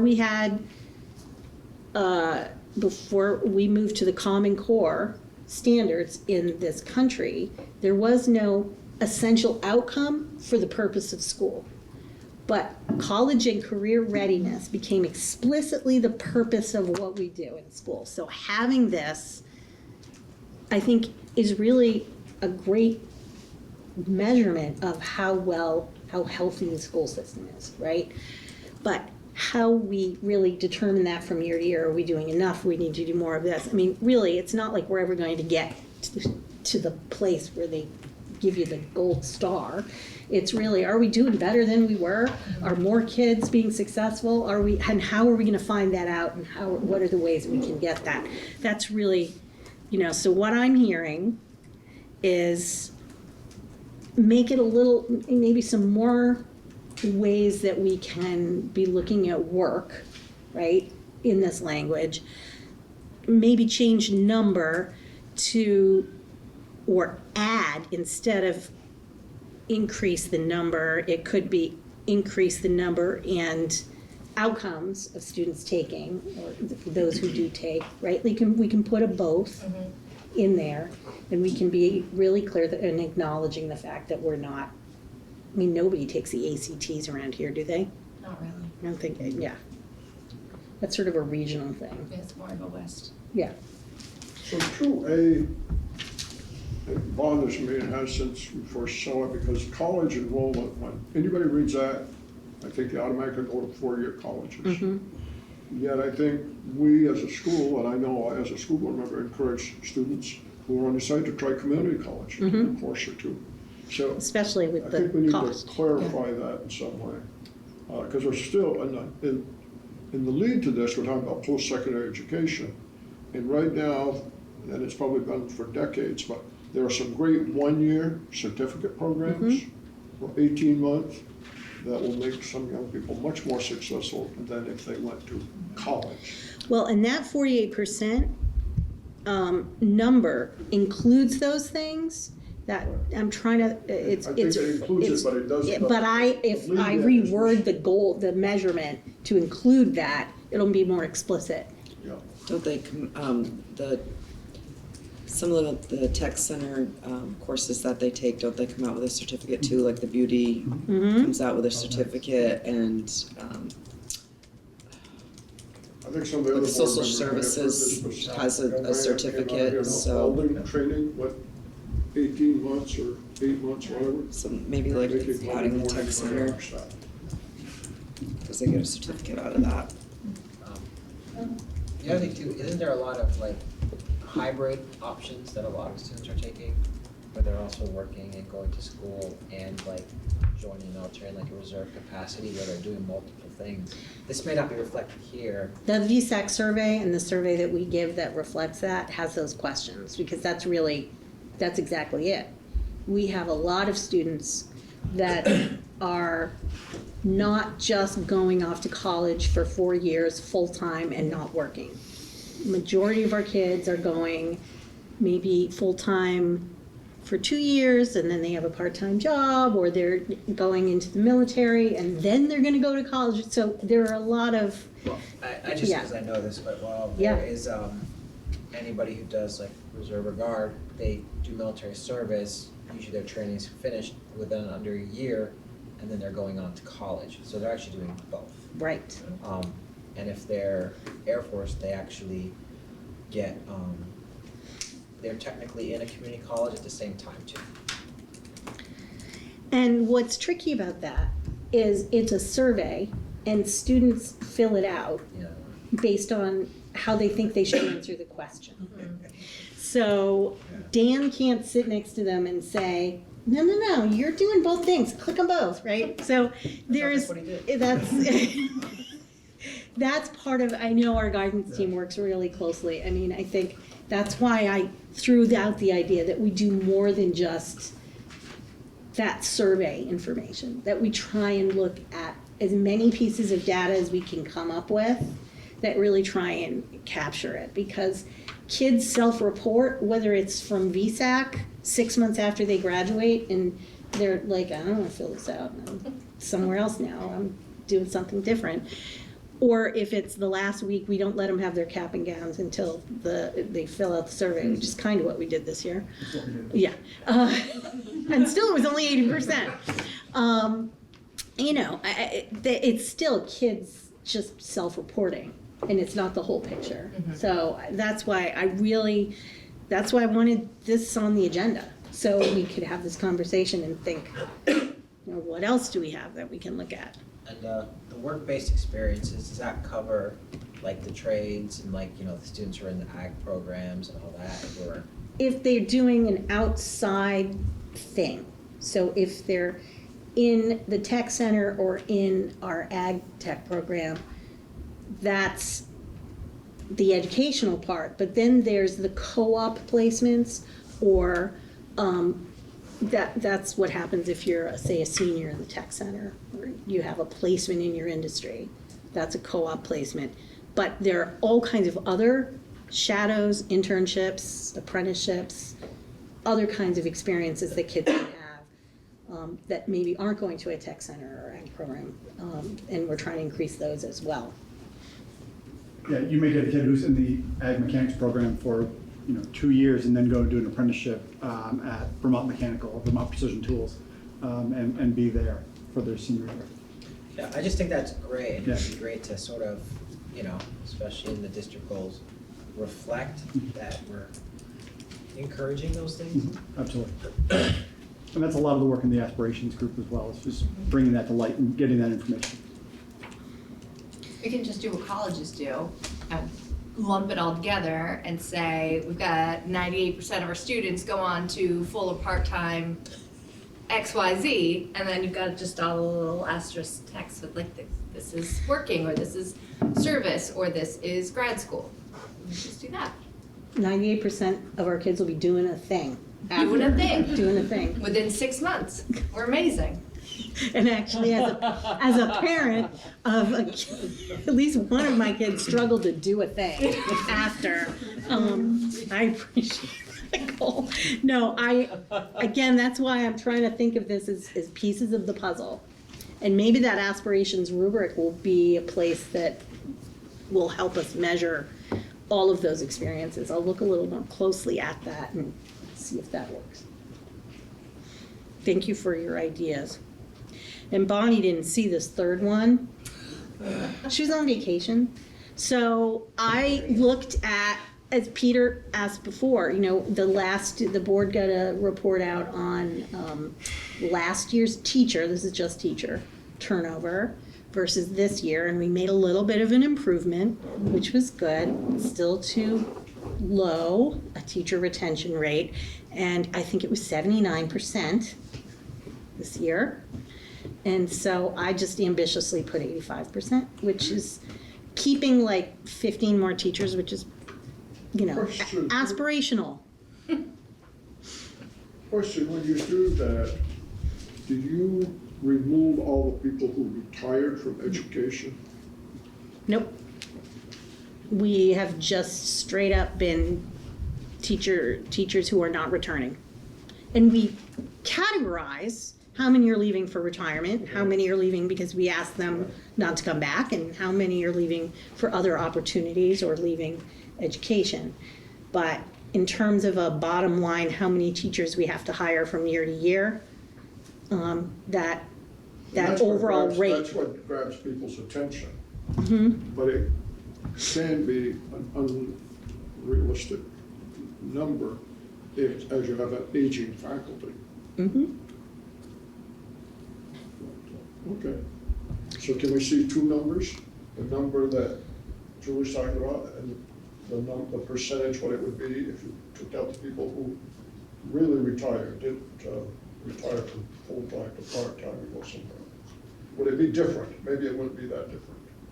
Well, I'm not sure how we would calculate it because we didn't keep them, right? So we didn't retain them. So it would affect our percentage, because do we take them off the bottom line? Do we say we're not counting you as teachers that were here anymore? You know what I'm saying? So I think that it would be difficult. I have it broken down. So in the retention data that I shared in May, I have it all broken down. So, we can calculate it out and say this percentage of the people we're leaving was out of our control, right? So we can look at it that way. But I feel pretty good because I pulled up the retention data and we had an 83% this year. Oh, we had 83. It was last year that was 79. So I'm feeling good. That's better, but still 85 is good. 85 seems good. And Don, we want to include the retirement people because we want them to be so happy to work here that they don't want to retire. I think the way education is right now, that a lot of young people, and I've talked to 4 or 5 over the summer that are off to college and ask what they're going to study. And I guess maybe it's what they've seen in schools through COVID, but they don't see education necessarily as an option, which I think is sad. Because I think, I've heard this a couple of times in our school district, seen it in others. Some of the best hires are people that came through your system. And they live in the area and they come and they stay and they make a commitment because they may have children with the schools eventually. So You we're bet. doing that, but, Justine and I talked about that 83 today. is certainly better than being in the 70s, and 85 is better.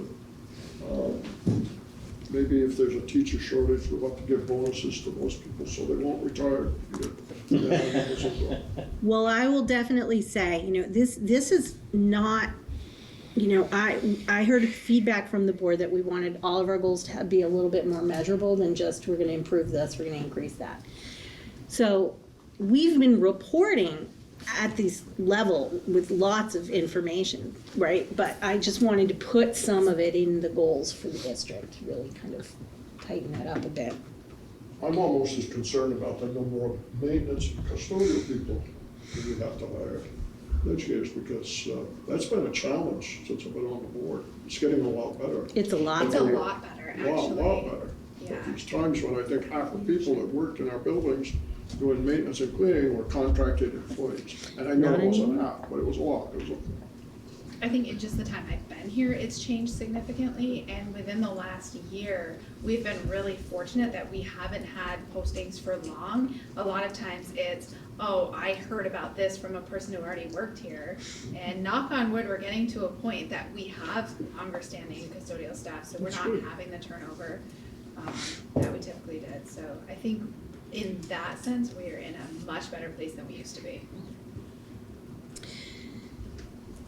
And so the other reason why I've been thinking about all these different really measurements is I shared with the board a little bit about how I wanted to take these goals and others that we have for the district and really sort of create a strategic plan that would have various strategies and measurements within it for, say, a 5-year period.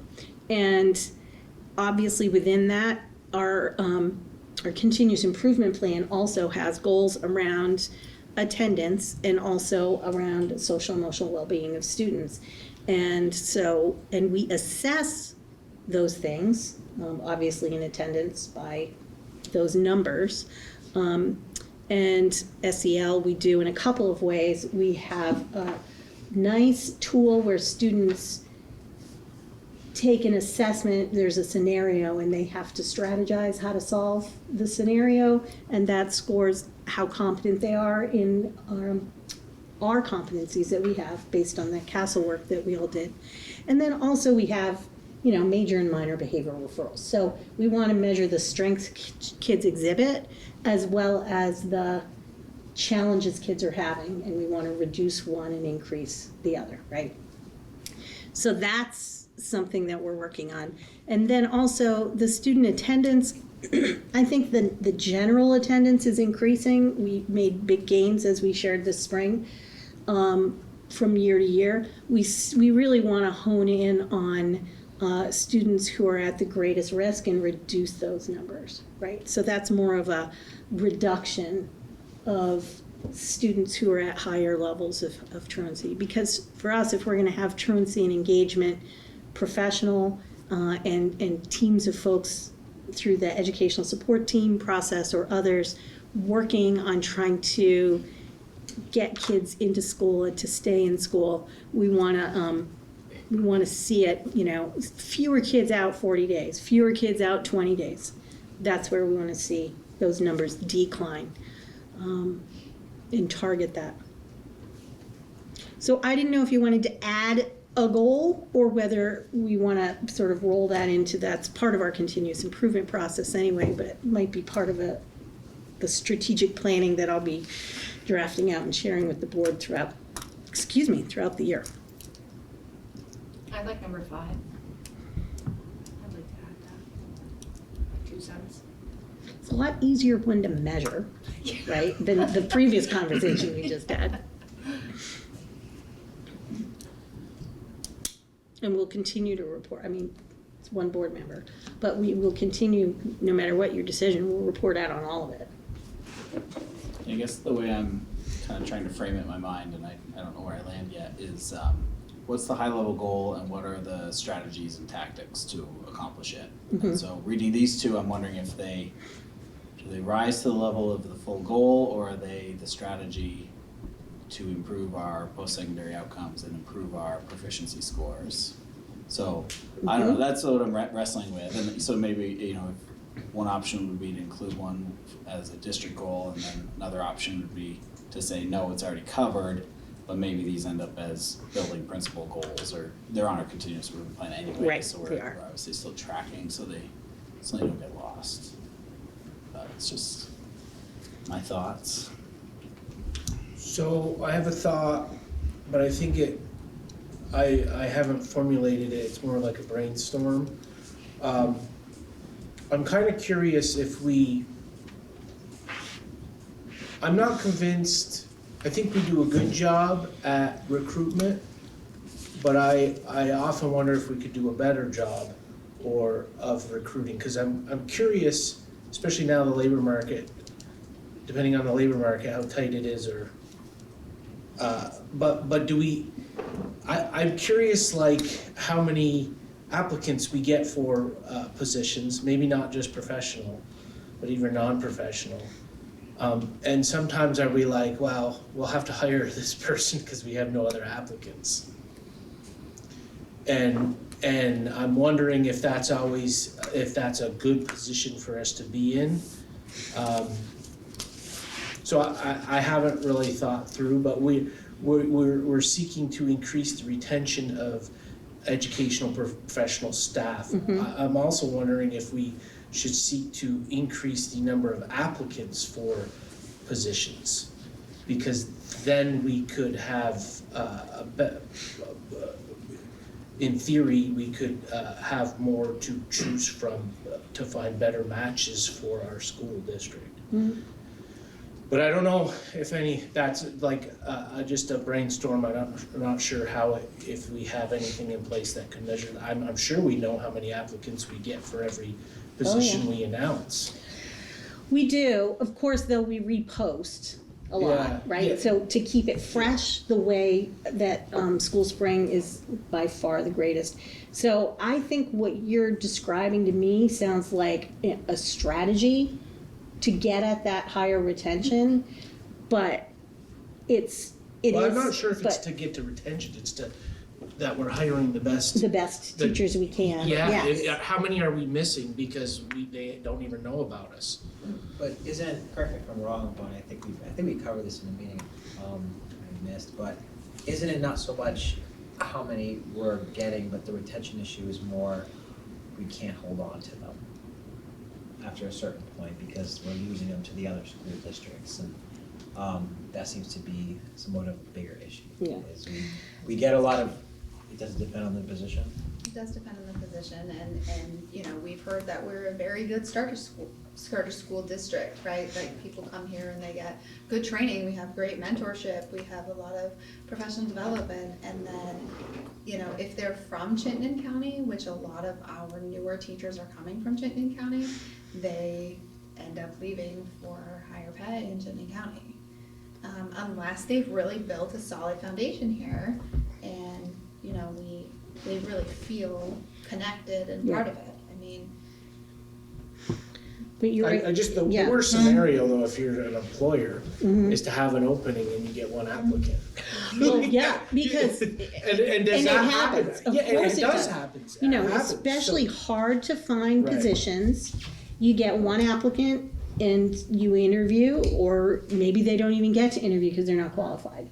Or you do interview and you don't feel like it's the right fit, so we don't move forward. And then we repost that position so that it comes up to the top of the listings, if you will, so that, and that's what, like Chris, what does he call it? Posting Monday? every 3 days. Every 3 days almost. Refreshes his ads, yeah. Because it puts it right up front if I'm still looking. Swan's gonna pop up, So it'd right? be a hard number to measure, because sometimes the same people apply for the position every single time it's posted. And they're like, Some apply for we every weren't, position. and Some some apply do. for every single Yes. position you have, yeah. Yeah, that's fine. I just Oh, wanted- but I get It was just a. It used to be, if you had a, say, a social studies teacher opening or a third grade classroom teacher opening, you had hundreds of applicants. And now we'll get maybe 10. And of the 10, maybe 5 are actually qualified. And that, you know, so your point is a valid one. We're all facing that, even places. when I listen to my colleagues who are superintendents of schools that traditionally have no problems hiring, and they start to complain a little bit, like, we only had so many applicants for this teacher, or we still can't find a special educator, it's really hard for me to try and fake a look of empathy, because the very same man stole 3 of my math teachers last year, right? You know, so I don't want to cry for you, but it is happening everywhere because the teacher shortage is everywhere. And we had, honest to goodness, and I shared this with superintendent colleagues earlier in the summer when we were asked, you know, how is the hiring landscape looking? We actually had teachers that were asked to come for interview, and they said, no, I'm not coming because so-and-so hired me without interviewing me. Which nobody I know is doing, but somebody out there is doing it. Let's just say it's New York. But somebody out there is doing it, because we had multiple teachers say that they were hired by their resume, no reference checks. No, we would never do that. It's reckless. But that's what the market is. Yeah.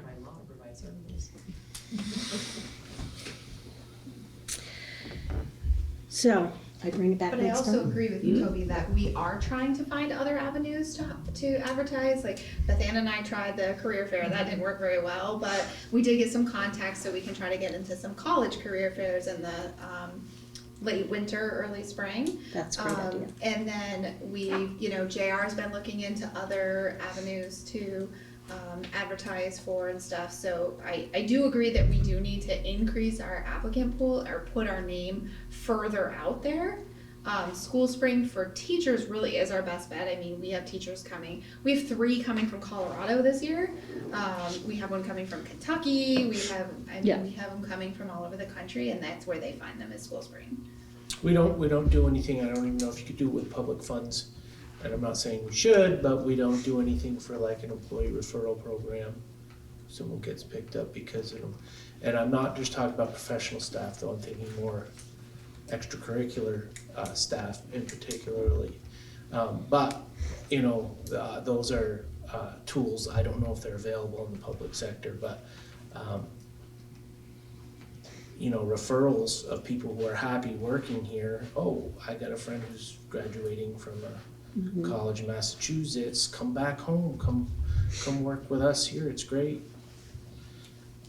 That might encourage the person to apply. Do colleges still have One thing I know, postings? Toby, is they can have Like you can businesses go in with the your guidance area counselor and that post offer our good jobs and listings. good wages. Career. Quite often they'll bring a spouse. Whether it's a lady, it's a doctor, an attorney, somebody who works at a good paying business. When we were in this legislature, we heard a lot that people didn't come here because housing is expensive. And the spouse couldn't always find a job, or the significant other, whatever. The person who was gonna contribute to the income couldn't find a job. So if you have businesses, Vermont Precision is a good example of people coming there to work. Even though we may not think of it as college level, they pay Sure good is. wages, They good do. benefits, good growth opportunities. Husky, places like that when they come in.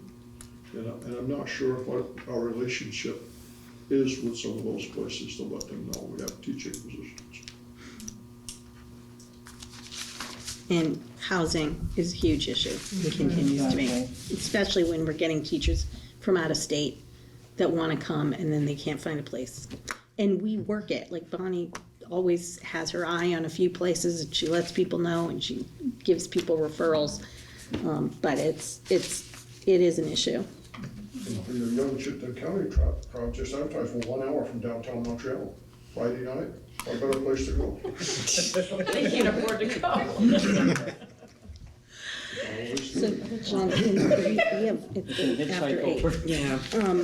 So would you like me to just take this feedback and come back and you can do this next meeting? Yep. Maybe okay. Make some changes and circle back next meeting. All right. All right, next on the agenda is warrants. Oh, I should stop the share. There we go.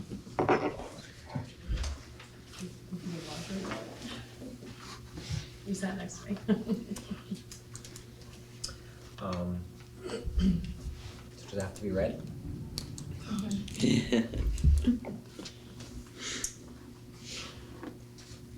Don't know. How does a motion go to start it? Approving the check warrants. You should just read it and then someone will make a motion to accept it as read. Okay, so I'll read the check warrants as read for $4,580,000, $6,084.41. I think it's 684. Mm-hmm. I think you said 784. I must have, but yeah, it's 684. I'll make a motion to approve those warrants in the amount just read. Toby's first, anybody the second?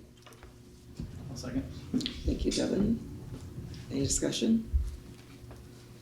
All those in favor, please say aye. Aye. All those opposed? Motion carries 9-0. Financial report? Yes. And I thought this was going to be your last fiscal year 20, it probably will be. But just as recent as this afternoon, I got an email from the AOE changing our extraordinary reimbursement calculation again, saying that they meant to send that out 2 months ago, but they forgot. So It's funny, what we allowed to had do that. was slightly different, so just a couple $1,000s extra we were getting in the special ed extraordinary aid revenue on the revenue side. But other than that, fiscal year 23 is just about over.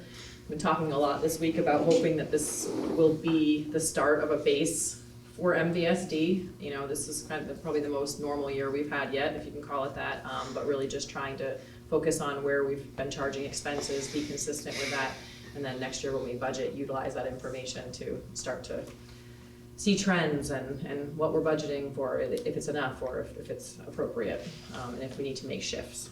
So, but overall, we ended the year with just over $1 million surplus, which is right in line with where we thought we would want to be, or we thought we would need to be with the tax rate calculation that we were providing out. So I think we're in pretty good shape. ESSER 2, just a little side note, we've been trying really hard to utilize our ESSER dollars consistent with years. So ESSER 1 was finished last year, ESSER 2 we just closed out today, and you'll notice indirect is included in your on your revenue page on the bottom. There's ESSER indirect of $243,000.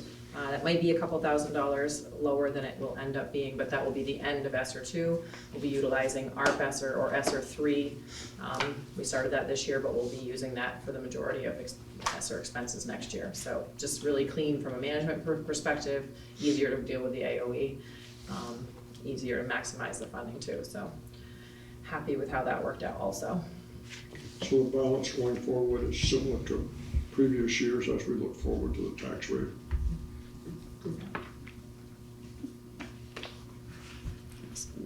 Thank you, Laura. And the hot lunch balance payoff. Yes, so I should have brought this to you last month, I apologize, but I did not have the accurate balances, but this is that time of year when we need to pay off any student balances that had a hot lunch balance, that the student is either no longer with us as a 12th grader that graduated, or the district has traditionally chosen not to have that balance follow them into a new school. We have been following the paid lunch procedure and the meal charge procedure that we have in place. A lot of these balances, especially for MVU, the $1,500 there is from years ago. It's developed maybe when they were in first grade or second grade, and it's just followed them through school, and they haven't been paid off. Obviously with universal meals, these have not been increasing unless a child, for whatever reason, receives an extra milk or an a la carte item, but those are fairly limited when the child has a negative balance, but it doesn't say it can't happen. But we do pretty well, I think. I'm just confused. In the example you just gave, you Yeah. said we don't have it follow them from school, but then you just said. Well, that was newer. Oh, that's in Yeah. the last few years? Yeah. Okay, Right. all right, that's fine, yep.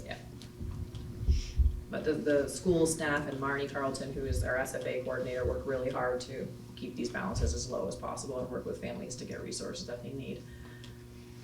seem to recall that these numbers were significantly bigger 3 or 4 years ago. Is that, I'm assuming it's because of the free meal programs. Is my recollection correct? Yeah, it is. I would say it's probably both though, because the last 5 years, we have really worked, like I said, hard. Marnie has worked hard with the school staff and really doing a lot of training around making sure that families have filled out the free and reduced price applications and all of that. So even though kids are receiving free meals the last couple of years, I would say the last 5 or 6 years, we've cleaned that up as much as we possibly can. So you need a motion to. Yes, because this would be general fund dollars. So moved. Okay, Don's the first. I'll second it. Toby's the second. Any further discussion? Right, all those in favor, please say aye. All those opposed? Motion carries 9-0. And next we have facility committee updates and recommendations. You have to do the new hires. Oh, I'm sorry. No, do not be. It doesn't have a link, that's why. It's not as obvious. Let me get out of here. It is in the board folder. It is in the board folder. I didn't link it because it wasn't in the board folder yet. I have to go find the folder. I apologize. Frank's getting this. I know. So Bonnie, the 4 that you said that you've got to work on doesn't include these 3 that we just heard? No, because we don't bring them to you until Julie's met with them. It's in the, So that's 4 more besides.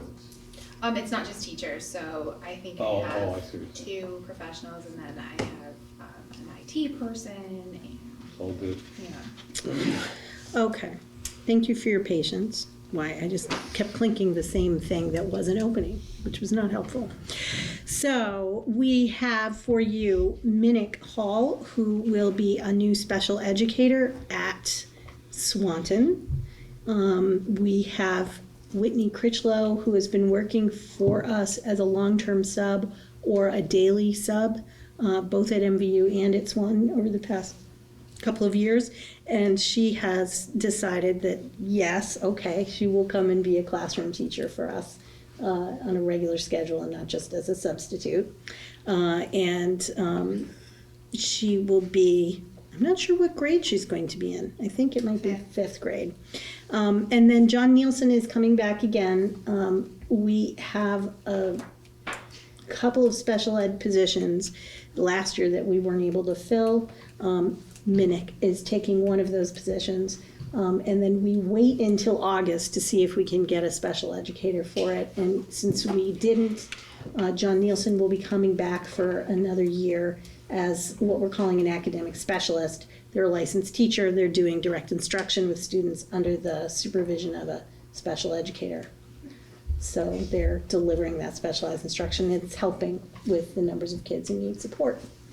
And we're doing that from year to year because our goal is to have a special educator in that role. And I sat with John and we talked about whether he wanted to pursue licensure in special ed or not. And he's not wanting to do that right now, but he really enjoys this piece. So we're glad he's coming back.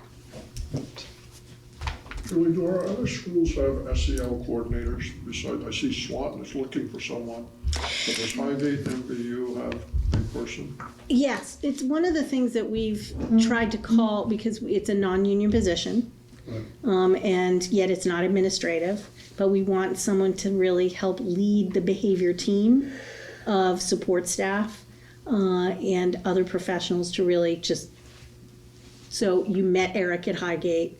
We've added that position. Chris was looking for something like that. I said, we have that in our district. It's called an SEL coordinator, but it really is about getting just the right person. So we have been successful in finding some folks to do that here at MVU, to add to the team and really try and get in the prevention aspect as well. And then Swanton has not had, they've interviewed folks, but they haven't found the right person yet. Now, did we have somebody leave us? No, what we did is we took a vacant position Right. that was support staff and we took a contract with NCSS and combined that to put that into a budget as a position. Okay. Yeah, Yeah, thank you. I think Chris easily spends 3 hours a day in the planning room. Justina, it's pretty similar. And so it's a small number of kids that are taking up a lot of time. And we want to get into those classrooms and have, just have another person that can fill that role of working with kids who are at that level. And we have a great team and we have a lot of resources, but it's a lot of time that administration is spent doing that work. So we're trying to build the team, make it a little stronger.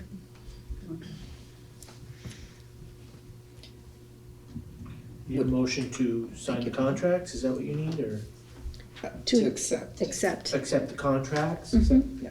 I'll make a motion to accept the contracts for the 3, I believe, new professionals that superintendent just read. Okay, thank you, Toby. Second, I'll second. thank you, Don. Any discussion, comments? Seeing none, all those in favor, please say aye. Aye. All those opposed? Motion carries 9-0. Thank you, everyone. Now we'll do the Franklin walk-in cooler.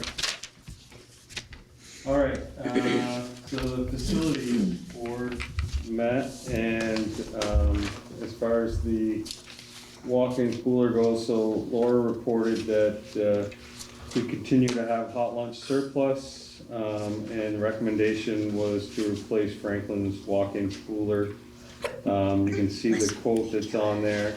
For a new cooler, $30,916.50. And then there's an additional cost to remove the existing cooler for $15,312.20. So I believe the existing one is just a cooler, right? And the new one is a freezer cooler combo. Refrigerator, freezer combo. Refrigerator combo. Refrigerator. Right. Combo, which the other schools in the district also have.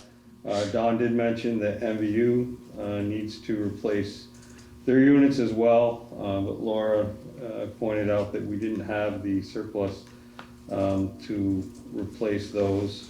So the facilities committee is recommending that we replace the walk-in cooler in Franklin. But we do plan next year, when the money keeps coming, we'll have money for it. We should realize a significant surplus again, yes. Yeah. Jason's gathering quotes for MVU. I move that we approve that, Peter, so that they have a new walk-in cooler there. Don's the first, second, please. Second it. Rennick's the second. Any discussion, comments? By taking the money this year and putting it toward this, are we setting ourselves back for the timing to replace the MVU ones? I don't believe so. Okay. I can't forecast that number exactly because it depends on free reduced price percentages and Yeah. everything, yeah, but I think we'll be okay. Okay. The problem is usually spend money to spend. It has been. This will be the last year though. All those in favor, please say aye. Aye. All those opposed? Motion carries 9-0. MVU signed stonework bids. Right, well, I think everybody saw the new sign out there as we came in. I told people as I went by, I realized there was a school board meeting tonight, so I pulled in. So, the sign's out there, so we've gotten quotes for stonework, and I think there's a picture in there of similar what we would be looking for. Or what it would look like. If you go in there, you can see it, but we did receive 3 quotes. Chevalier Stonework, JL. The pictures in the facility task force Oh. agenda. I'm Sorry, I didn't add it in there. JL Masonry and Ray and Sons. So there was quoted 2 different ways. One, full stone and brick, and the other was veneer stone and brick. The quotes are all in there. We're looking at the veneer because of the cost difference, and most of that cost difference, I believe, is labor, putting it in. But Chevalier was the lowest bid, and it's the one we're recommending it for $23,900. jail masonry was $32,000, and Ray and Sons was $33,789. And those were all on the veneer stone and brick. Peter, the 23 was the latest number we received? Yeah. Okay. I'll need that one also. I think that changed from the weekend, no? I seem to, There was a snafu, the bids were received correctly, we confirmed that today. There were 4 different lines on a quote that was received. Jason had inadvertently Okay. grabbed 2 numbers, but we confirmed that the quote was accurate. okay, great. Here's the likeness, Peter. Thank you. Yeah, thank you for that. That's the hospital sign, so it would, picture what you saw driving in, but with that kind of stone facade around it. And then, nice landscaping. Certainly put a nice face on No money for that. I'll bring some bulbs, it'll be fine. Actually, I thought the senior class He left just some keeps money. going. They did leave some money. That's right. I'll second the motion. Did we have a first? No, I did not hear it first. I did. You did? Oh, I'm sorry, I'm no. sorry. Done. 4, and what was, Right. We have that all planned beforehand, in case you're wondering.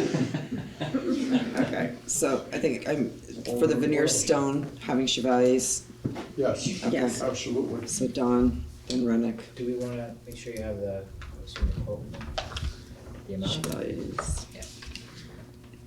Veneer. Okay. Any discussion?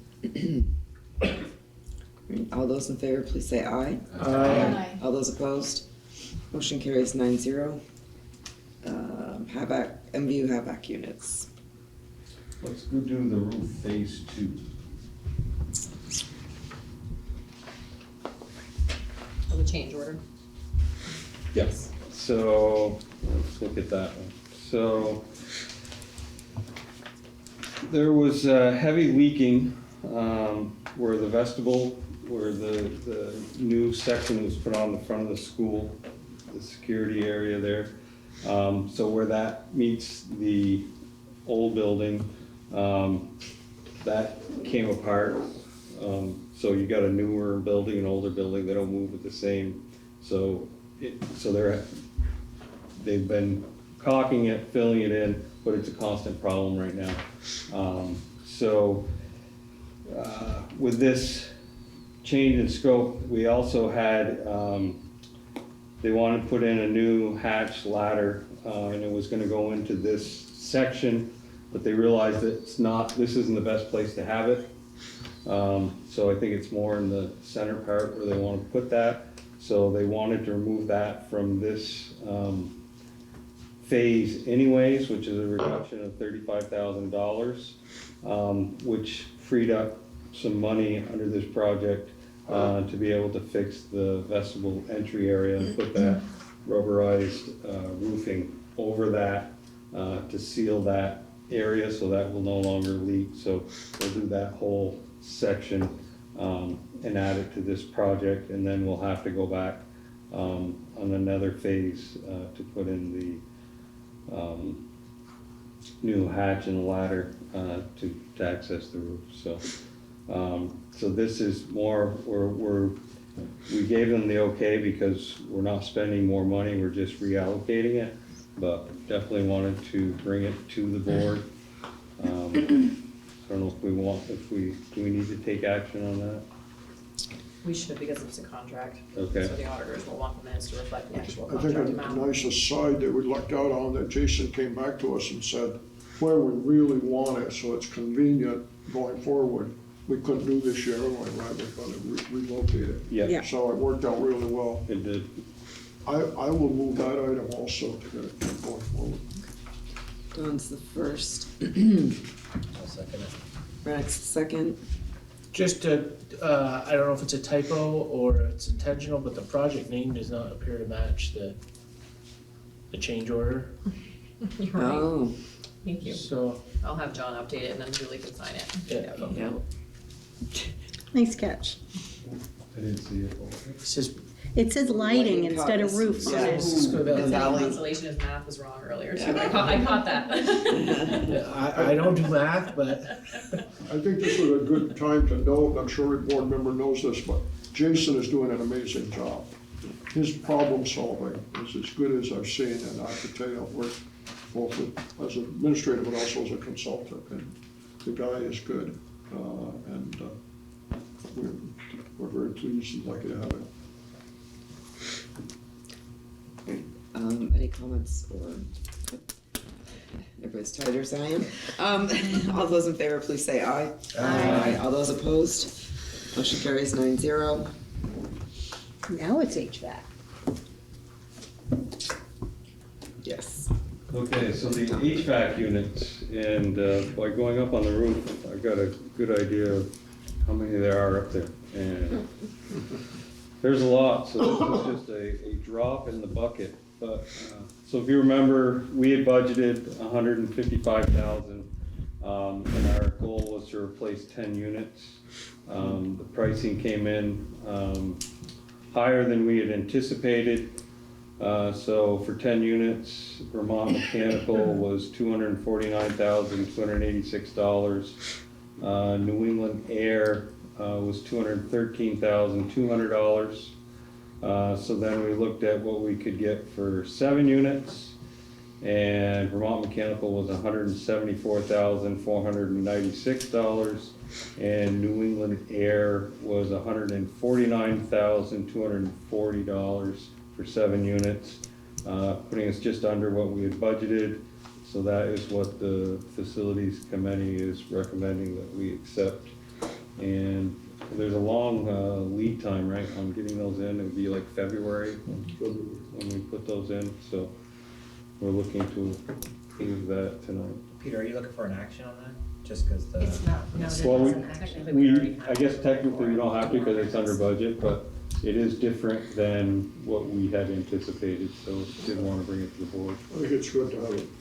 It says action at the top under all those items. Just So I just wanted to make sure that, I'll make that Yeah. motion then, to approve the I'll second it. New England Air for $149,247 units. Thank you. All right, thanks, Remy. Renick is the first, and Dawn, you were the second. Yes.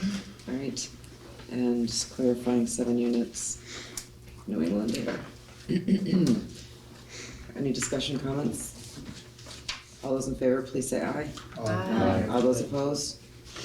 Motion carries 9-0. My work is done. You did a great job. Thank you, Peter. I do have a question for facilities, it's real quick, if I could ask, Madam Chair. Yes. Pete, Don, did Jason give any update by any chance on the grub issue? So 'Cause they season is did- upon us, I'm hoping the grass Yeah, is. they did treat for the grubs, and Jason said it's coming along very nicely. The rain certainly has Yes, helped. right. So that's a discussion I'd like to have with the board in a future date. We've been talking about Facilities Committee is our athletic fields, and do we want to have the type of athletic fields that the kids can be proud of, and when other schools come and visit us, and what does that mean? What do we need to do? We certainly have to make some investments. We've talked about that things, and we'll be bringing it to the board, but one of the things that we have to consider is keeping traffic vehicles off the fields. I agree. So that'll be something that we'll have to discuss with other things. When you're done, I don't want us to adjourn No. before I want to do something. I would request that the chair, working with the superintendent, whoever, and acknowledge the achievement of Jason Barney, who was just recognized as outstanding history teacher. And I just think those are nice things for boards to do. So, Yes. We'll do something, I think, special around that. whatever, something that should be done with the opening of school, you don't have to put it in the minutes, don't want to, I don't care what happens. I always got up to Julie, but I just think it's a nice thing to do. It was a wonderful recognition and well-deserved. All right, future board meeting, August 22nd at 6 PM at Franklin. Then I just left it saying any committee, I apologize. But we do have, Laura's, when is the next facilities committee meeting? It's the 15th? Next Tuesday. Next Tuesday. Yep, right. That's in I guess Franklin. Thursday, this Thursday. That's in Franklin. Yes, it is. What is Franklin? And ag is 4:30? 4:30, yeah. Yep, is it program? Yep. I will be at that meeting. The same place. Yep, that's, At the Okay. next, Yeah, Tuesday. okay, thank you, Yeah, Toby. simple. Moving Ella into her first year of college. Oh, wow. It's a big day. Yes, big day. Yep. Yeah, I know. Well, actually, we're driving down that night. But still. Wednesday's the day. Big day. I moved to adjourn. Well, thank you. Thanks, Peter. Thank you, Peter, who's second. Second. Thank you, Devin. Thanks, Devin. Yep. All those in favor? Aye. Aye. All those opposed? Motion carries 9-0, unless Don, do you, yes to adjourn? Okay, motion carries 9-0. Continue your conversation.